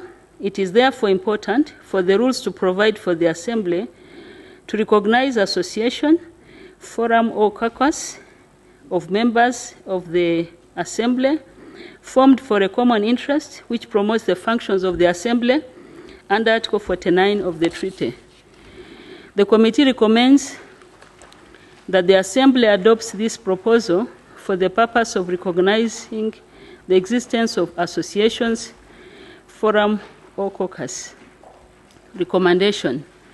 The committee recommends to the Assembly to adopt the amendments proposed to the rules of procedure which are attached to this report as Annex 2. Conclusion. The committee would like to express its appreciation to the Office of the Right Honourable Speaker for leave to carry out this important exercise, and the Office of the Clerk of Eala for providing logistical and technical support during the meeting.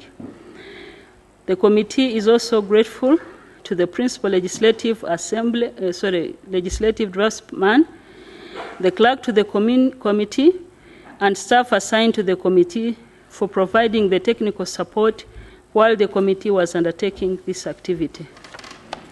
So, honorable members, I wish to call you upon to follow the annex. This internal memo is just an annex requesting for proposals on the review of the rules of procedure from members. So Annex 2 is the matrix of proposed amendments to the rules of procedure of the Assembly. We have 3 columns: current rule, proposed new rule, and then we have a justification for every proposal. Rule 1 is on interpretation. Clerk means the clerk of the East African Legislative Assembly. So this one, maybe I don't have to read it because it is the current rule. The amendment we are proposing is to add clerk means the clerk of the East African Legislative Assembly appointed under Article 48 of the treaty and includes a deputy. Chair? Yes. Excuse me. I'm being guided by the clerk that you don't need to go through the annex. This will be done when we are in the committee of the whole House. Thank you. Thank you, Right Honourable Speaker and honourable members, for your kind attention.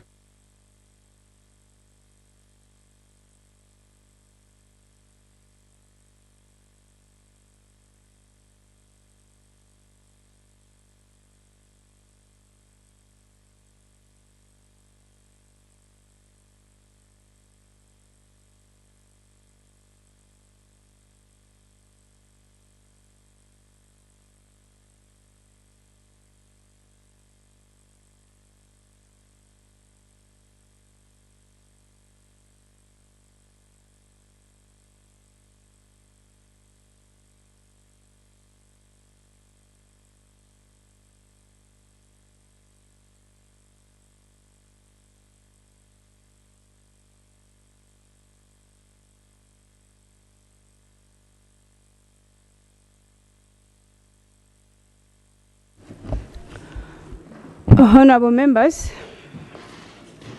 I was consulting the clerk. I have two options. One of allowing new members to debate. Another option of allowing new member to go in and internalize the report and do the debate tomorrow. I will go by the voice of the majority, What do you think, members, we should do at this time? We continue? It's late, eh? Okay, we remain with the 15 minutes, eh? Okay.